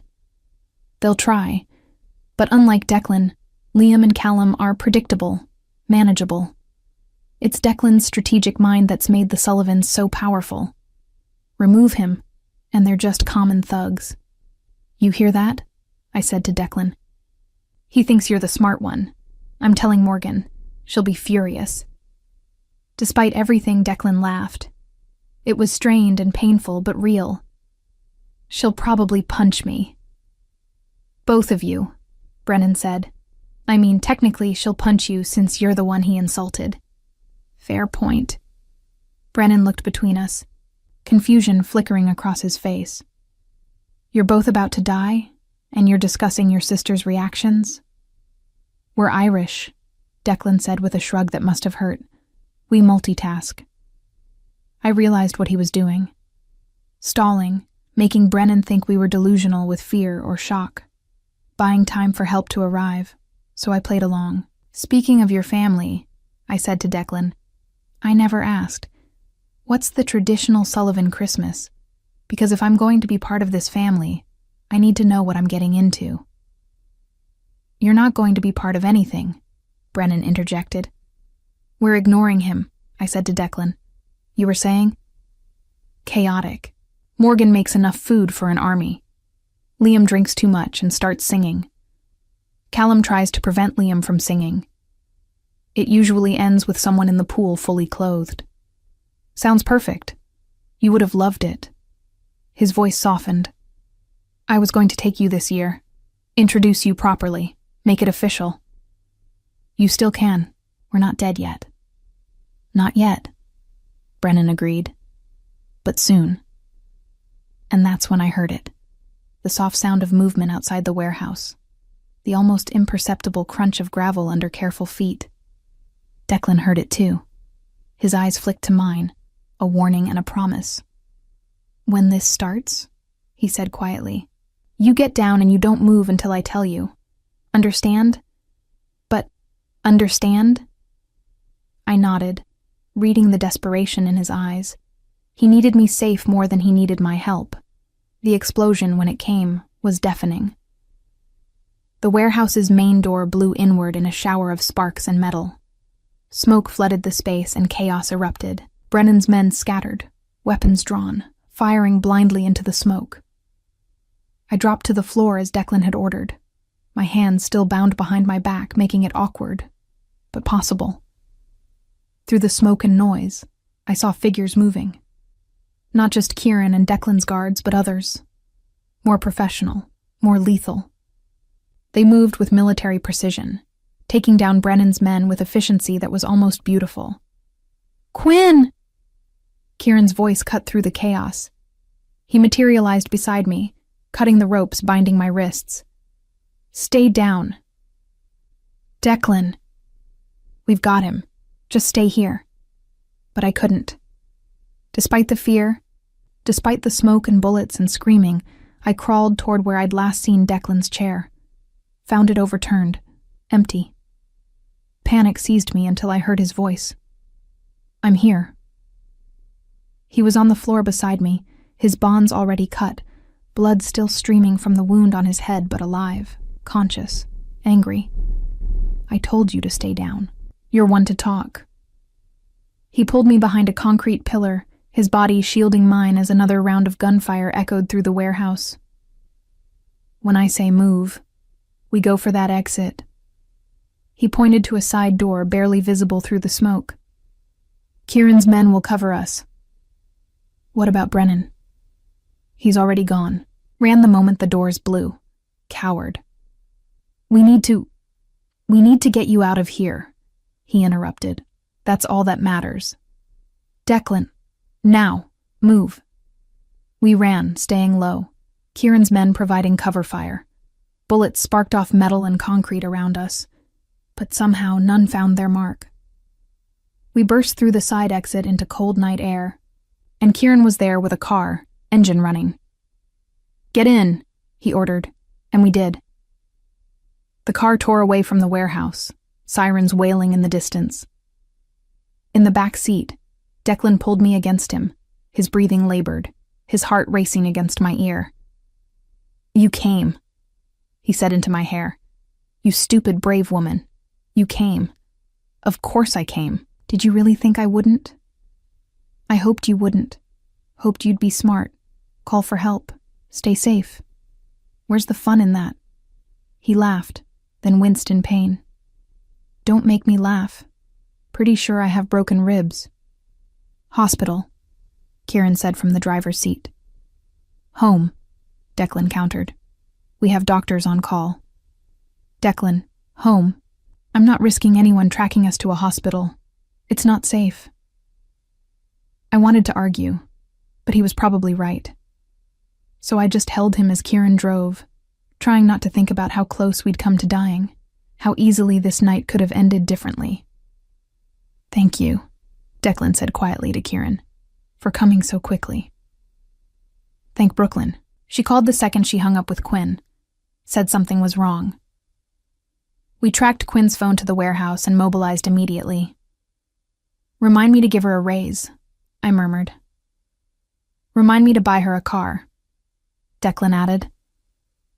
We made it back to the estate, where Morgan met us at the door with a doctor and an expression that mixed fury and relief.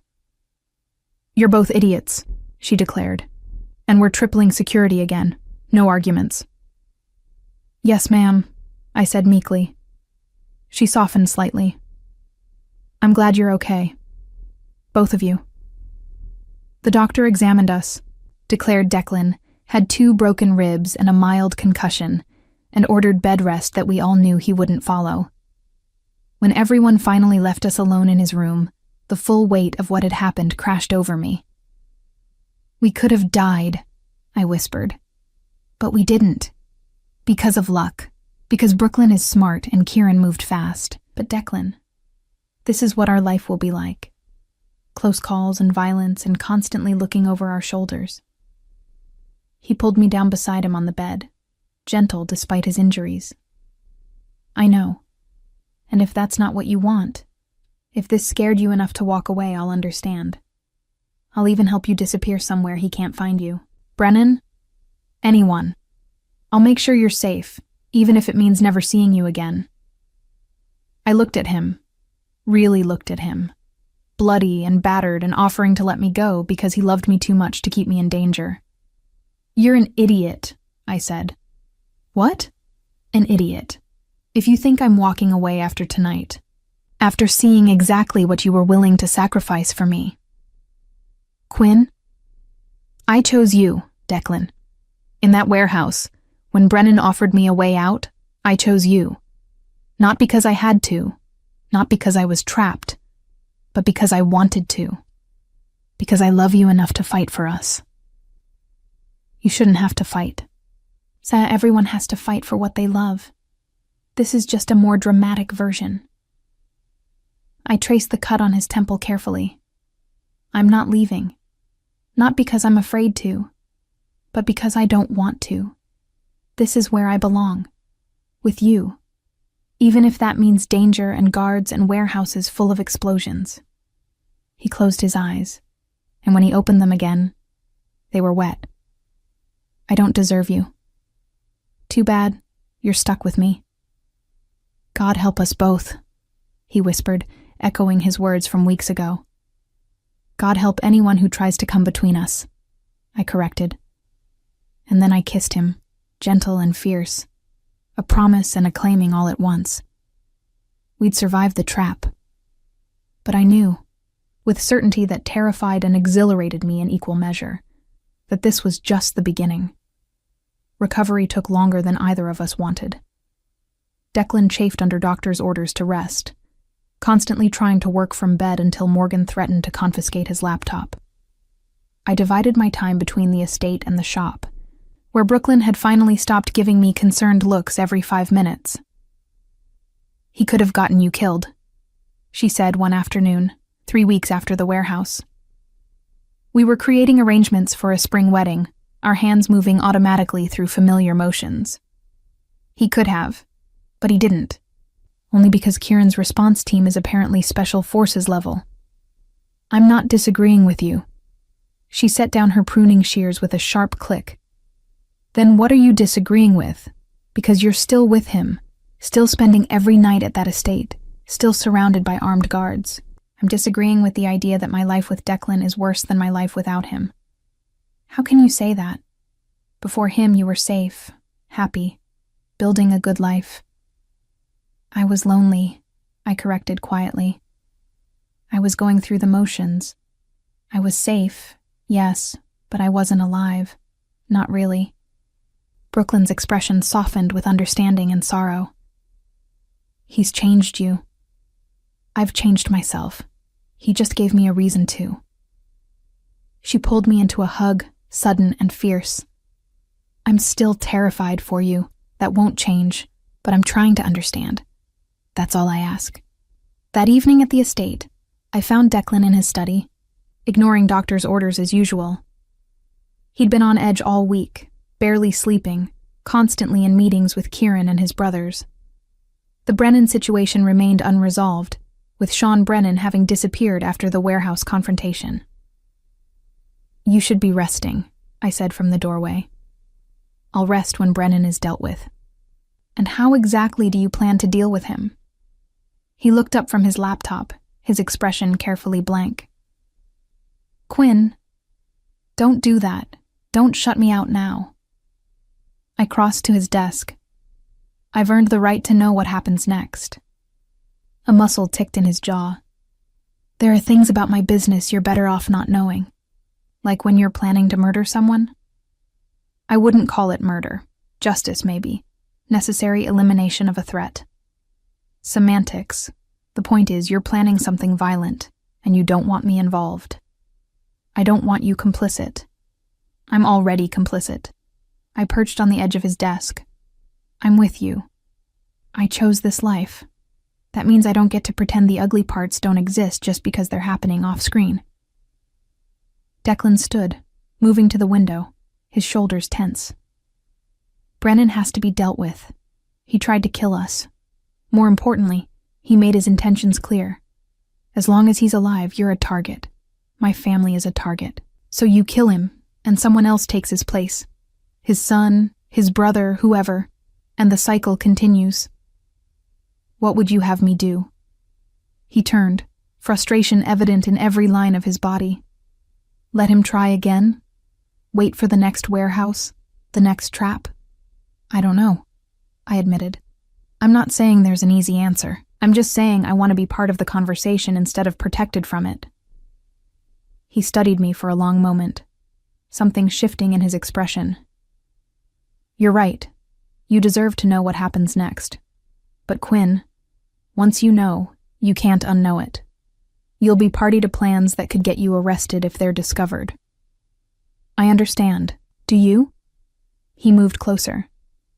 Because this isn't romantic danger. This is real. Federal crimes. Prison time if things go wrong. Then let's make sure things don't go wrong. A ghost of a smile touched his lips. Listen to you. 3 months ago, you were arranging flowers and avoiding my gaze. Now you're planning criminal enterprises. You're a bad influence. The worst. He pulled me close, careful of his still healing ribs. The plan is simple. Brennan will come out of hiding eventually. He can't run his organization remotely forever. When he does, we'll be ready. And by be ready, you mean? Kieran is tracking his movements. We have people inside his organization feeding us information.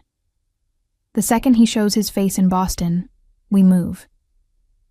Move how? He hesitated, then made a decision. We take him and anyone loyal to him off the board, permanently. Then we absorb what's left of his territory, offer protection to those who want it, eliminate those who don't. Within 6 months, the Brennan organization will cease to exist.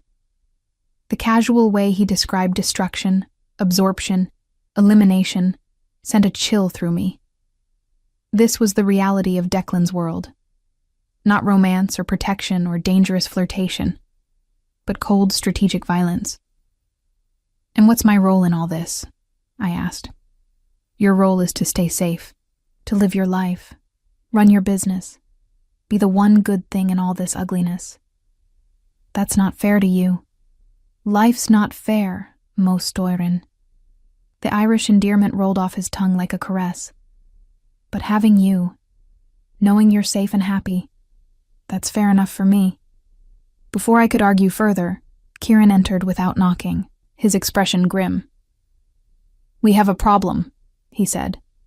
Brennan's made contact. He wants to meet. Declan went very still. When? Tomorrow night, Neutral ground. He says he wants to negotiate a peace treaty. It's a trap. Obviously. But if we don't go, if we refuse the meeting, we look weak.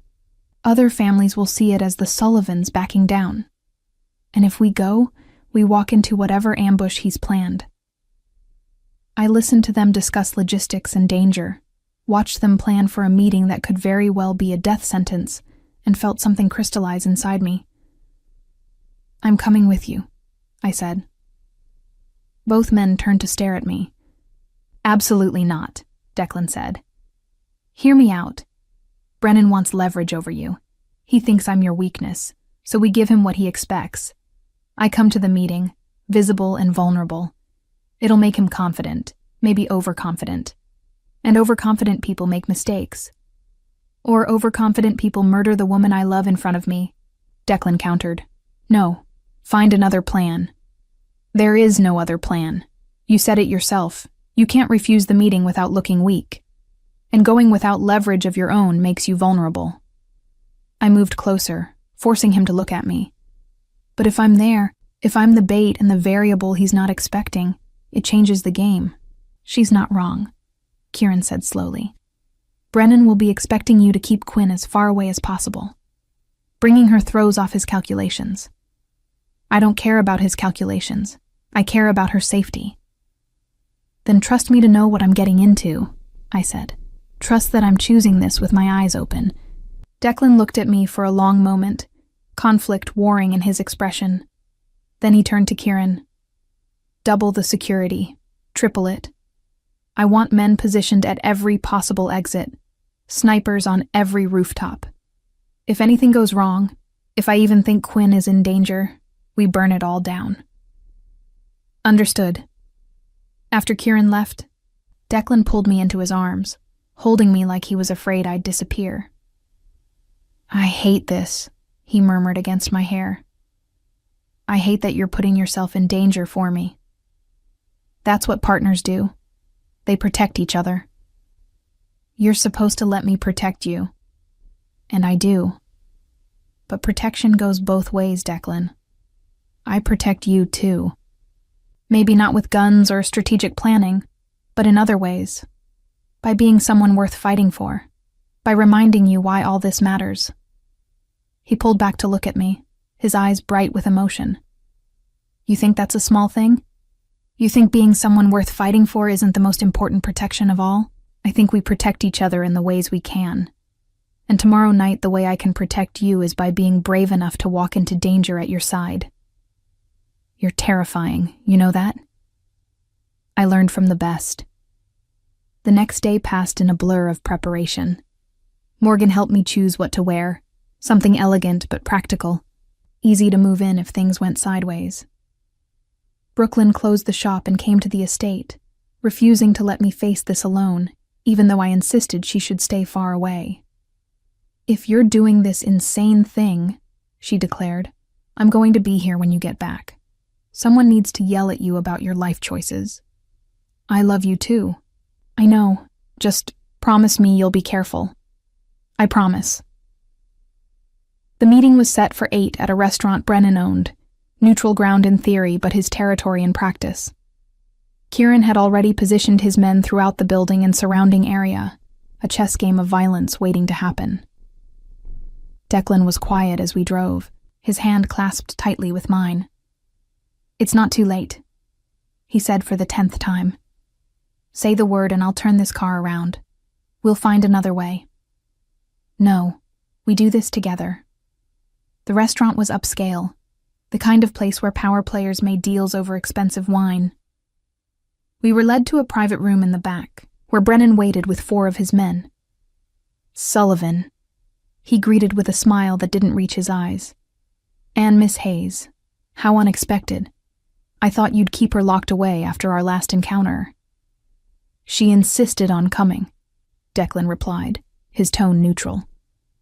Something about not being afraid of cowards who run from fights.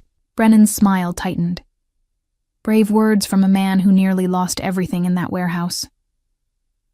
And yet, here we both are. Alive. Talking. Maybe it's time we found a better way to resolve our differences. That's what I'm proposing. A peace treaty. You stay out of my territory, I stay out of yours. We divide the city and both profit without the constant warfare. It sounded reasonable, which meant it was probably a lie. And if I agree? Declan asked. Then we have drinks, toast to our new arrangement, and go our separate ways. No more violence, no more vendetta. Clean slate. And if I refuse? Brennan's expression hardened. Then things get messy. For both of us. I watched the exchange, reading body language and micro-expressions the way I'd learned to read Brooklyn's moods. Brennan was lying. Everything about his posture screamed deception. He had no intention of letting us leave this restaurant alive. The question was, how would he try to kill us? I'll need some time to consider your offer, Declan said, playing along. It's a significant decision. Of course. Shall we have that drink while you consider? Brennan gestured to a server who appeared with wine. My stomach clenched. This was it. The poisoned drink trope was so obvious it almost seemed like a joke. But sometimes obvious was effective. The server poured, and I watched carefully. Same bottle for all glasses, poured in plain view. If it was poisoned, it was already in the wine, which meant everyone would drink it. Unless there was an antidote Brennan had already taken. To peace, Brennan said, raising his glass. I met Declan's eyes, saw my own suspicion reflected there. He gave the slightest shake of his head, a warning not to drink. To peace, I agreed, raising my glass but not sipping. Brennan noticed. Of course he noticed. Is something wrong, Miss Hayes? You haven't touched your wine. I'm pregnant, I blurted, the lie coming easily. Can't drink. The room went silent. Declan's expression remained carefully neutral, but I saw surprise flicker in his eyes before he controlled it. Pregnant, Brennan repeated, his gaze moving between us. How fortunate. Sullivan is going to be a father. If that's true, Declan said carefully, then we have even more reason to find a peaceful solution. I have more to protect now. Indeed. Brennan's smile was predatory. In that case, a toast seems even more appropriate. Sullivan, surely you'll drink to your future child? This was the trap. If Declan refused to drink, Brennan would know we suspected poison. If he drank, he'd die. So I made a choice. I took Declan's glass from his hand and threw the wine directly in Brennan's face. Chaos erupted. Brennan's men reached for weapons. Declan shoved me behind him, and the door burst open as Kieran's team stormed in. Gunfire. Shouting. The same nightmare as the warehouse, but in closer quarters. More desperate. I hit the floor as Declan had taught me, covering my head, trying to make myself as small a target as possible.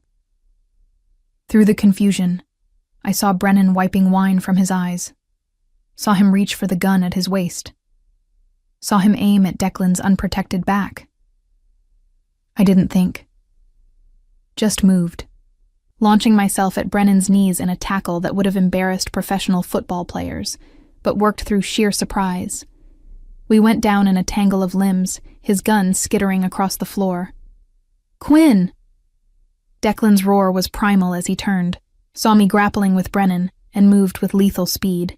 He pulled me away, thrust me toward Kieran, and then he was on Brennan. What followed was brutal and efficient.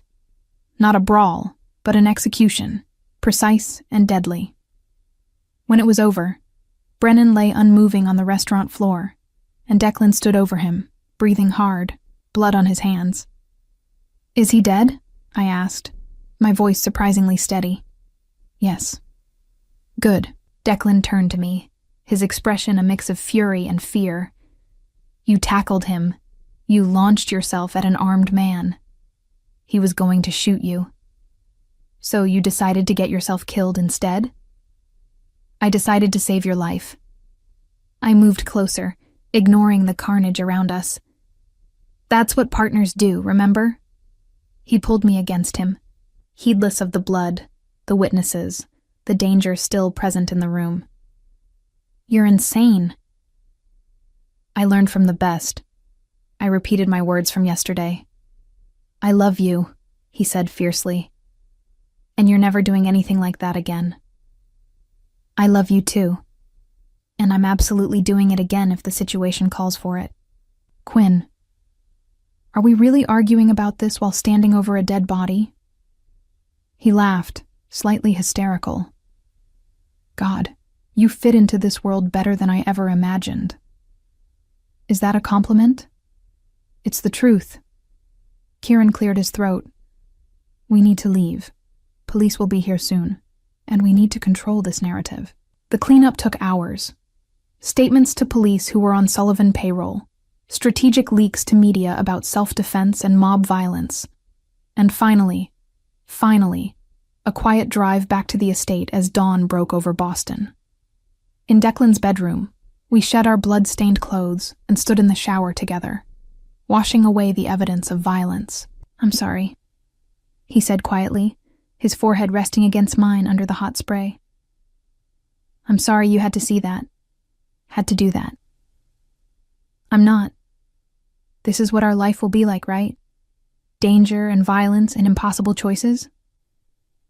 If you stay with me, yes, it'll always be like this. Then I'm not sorry, because I'd rather have a dangerous life with you than a safe life without you. He kissed me then, desperate and claiming. Two people who'd survived the unsurvivable and come out the other side still standing. Later, wrapped in clean sheets with early morning light filtering through the windows, Declan traced patterns on my shoulder. You're not actually pregnant, are you? He asked. That was just quick thinking. Just quick thinking. Pity.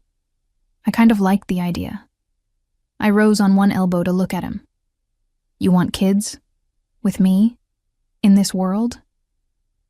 Someday, when things are more stable, when I can promise them something better than what I had. He cupped my face gently. But yes, with you. A dozen little florists running around creating beauty in the middle of chaos. A dozen seems excessive.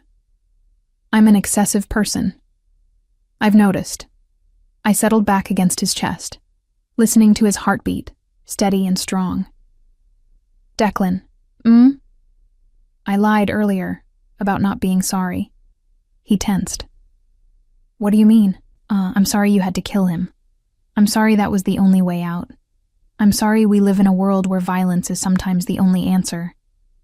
But I'm not sorry I'm with you. Not sorry I chose this. Not sorry for any of it, except that sometimes love has to look like blood and bullets instead of flowers and poetry. He was quiet for a long moment. Then, you're wrong, you know. About? Love can be flowers and poetry. You give me that every day just by existing. By choosing me despite everything. That's the poetry. The blood and bullets are just the unfortunate context. That's very profound for someone who just committed murder. I contain multitudes. I laughed, the sound unexpected and bright in the aftermath of darkness. Yes, you do. We slept then, finally, the kind of deep, dreamless sleep that came after surviving. When I woke, it was to find sunlight streaming through the windows and Morgan sitting in a chair by the bed, reading a magazine. You're awake, she said cheerfully. Good. We have things to discuss. I sat up, pulling the sheet with me. Like what? Like whether you want a formal engagement party or something more intimate. Declan already asked me to start planning, but I wanted your input. Wait, what? Engagement? She looked at me in confusion. He didn't ask you yet, but he ordered a ring weeks ago. He ordered a ring. Custom designed. Diamond from our grandmother's collection. Very romantic. I looked at Declan, who was conveniently pretending to still be asleep. Declan Sullivan, are you fake sleeping right now? He opened one eye. Maybe. You ordered an engagement ring? I ordered an engagement ring, he confirmed, sitting up. Was planning a whole thing. Speech, flowers, maybe a string quartet. Very romantic. But after last night, After watching you tackle an armed man to save my life, I figured the speech was probably unnecessary. You figured wrong. He blinked. Wrong? I still want the speech, and the flowers, and maybe the string quartet. I smiled at his expression. Just because I know you're going to ask doesn't mean I don't want to be properly asked. Morgan stood, grinning. I'll leave you two to discuss this. Declan, the ring is in the safe. You know the code. She paused at the door. And Quinn, welcome to the family. Officially. After she left, Declan turned to me, suddenly looking uncertain in a way I'd never seen. I had a plan, he said. Was going to wait until things settled down, until I could give you a peaceful moment. But you're right. After everything we've been through, you deserve proper. He got out of bed, naked and unself-conscious, and retrieved a small box from his safe. Then he climbed back into bed, kneeling in front of me with the box in his hands. Quinn Hayes, he began, his voice rough with emotion. For 2 years I watched you create beauty in my world. For 3 months, I've been privileged to know you, love you, learn that you're even more extraordinary than I imagined. You've saved my life, challenged my assumptions, and refused to let me hide behind walls or distance or protection. He opened the box, revealing a ring that took my breath away. A single diamond, simple and perfect, flanked by smaller stones that caught the light like captured stars. I can't promise you a safe life. I can't promise you ease or peace or any of the normal things people promise when they propose. But I can promise you honesty and loyalty, and a love that will burn until my last breath. So, Mostoirin, my little darling, will you marry me? Will you choose this dangerous, complicated life with me, knowing exactly what it means? I looked at him, this dangerous man who'd become my anchor, and felt certainty settle into my bones. Yes, I said simply. To all of it. The danger, the complications, the love. Yes. He slipped the ring onto my finger, and it fit perfectly, as if it had been waiting for me all along. Then he kissed me, gentle and fierce, a promise and a claiming and a beginning all at once. I love you, he whispered against my lips. I love you too, even though you're a controlling, overprotective, occasionally murderous mob boss. Especially because I'm a controlling, overprotective, occasionally murderous mob boss. That too.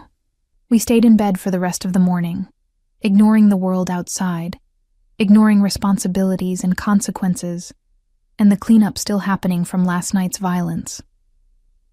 For a few stolen hours, we were just Quinn and Declan. Not florist and mob boss, not survivor and protector. Just 2 people who'd found each other in the most unlikely way and decided to build something real in the middle of chaos. Eventually, we'd have to face the world again. There would be questions and consequences, and the ongoing challenge of navigating a life split between flowers and blood. But for now, I lay in Declan Sullivan's arms, his ring on my finger, and knew with absolute certainty that I'd made the right choice. Love wasn't safe. It wasn't easy. It wasn't the fairy tale I'd once imagined. It was better. It was real. It was ours. Did you like the story? Then hit that like button now. Comment below what you thought. I read them all, and share it with that friend who loves a good story. Here at Emma Romance Library, there's a new story every day. Don't miss it. See you soon.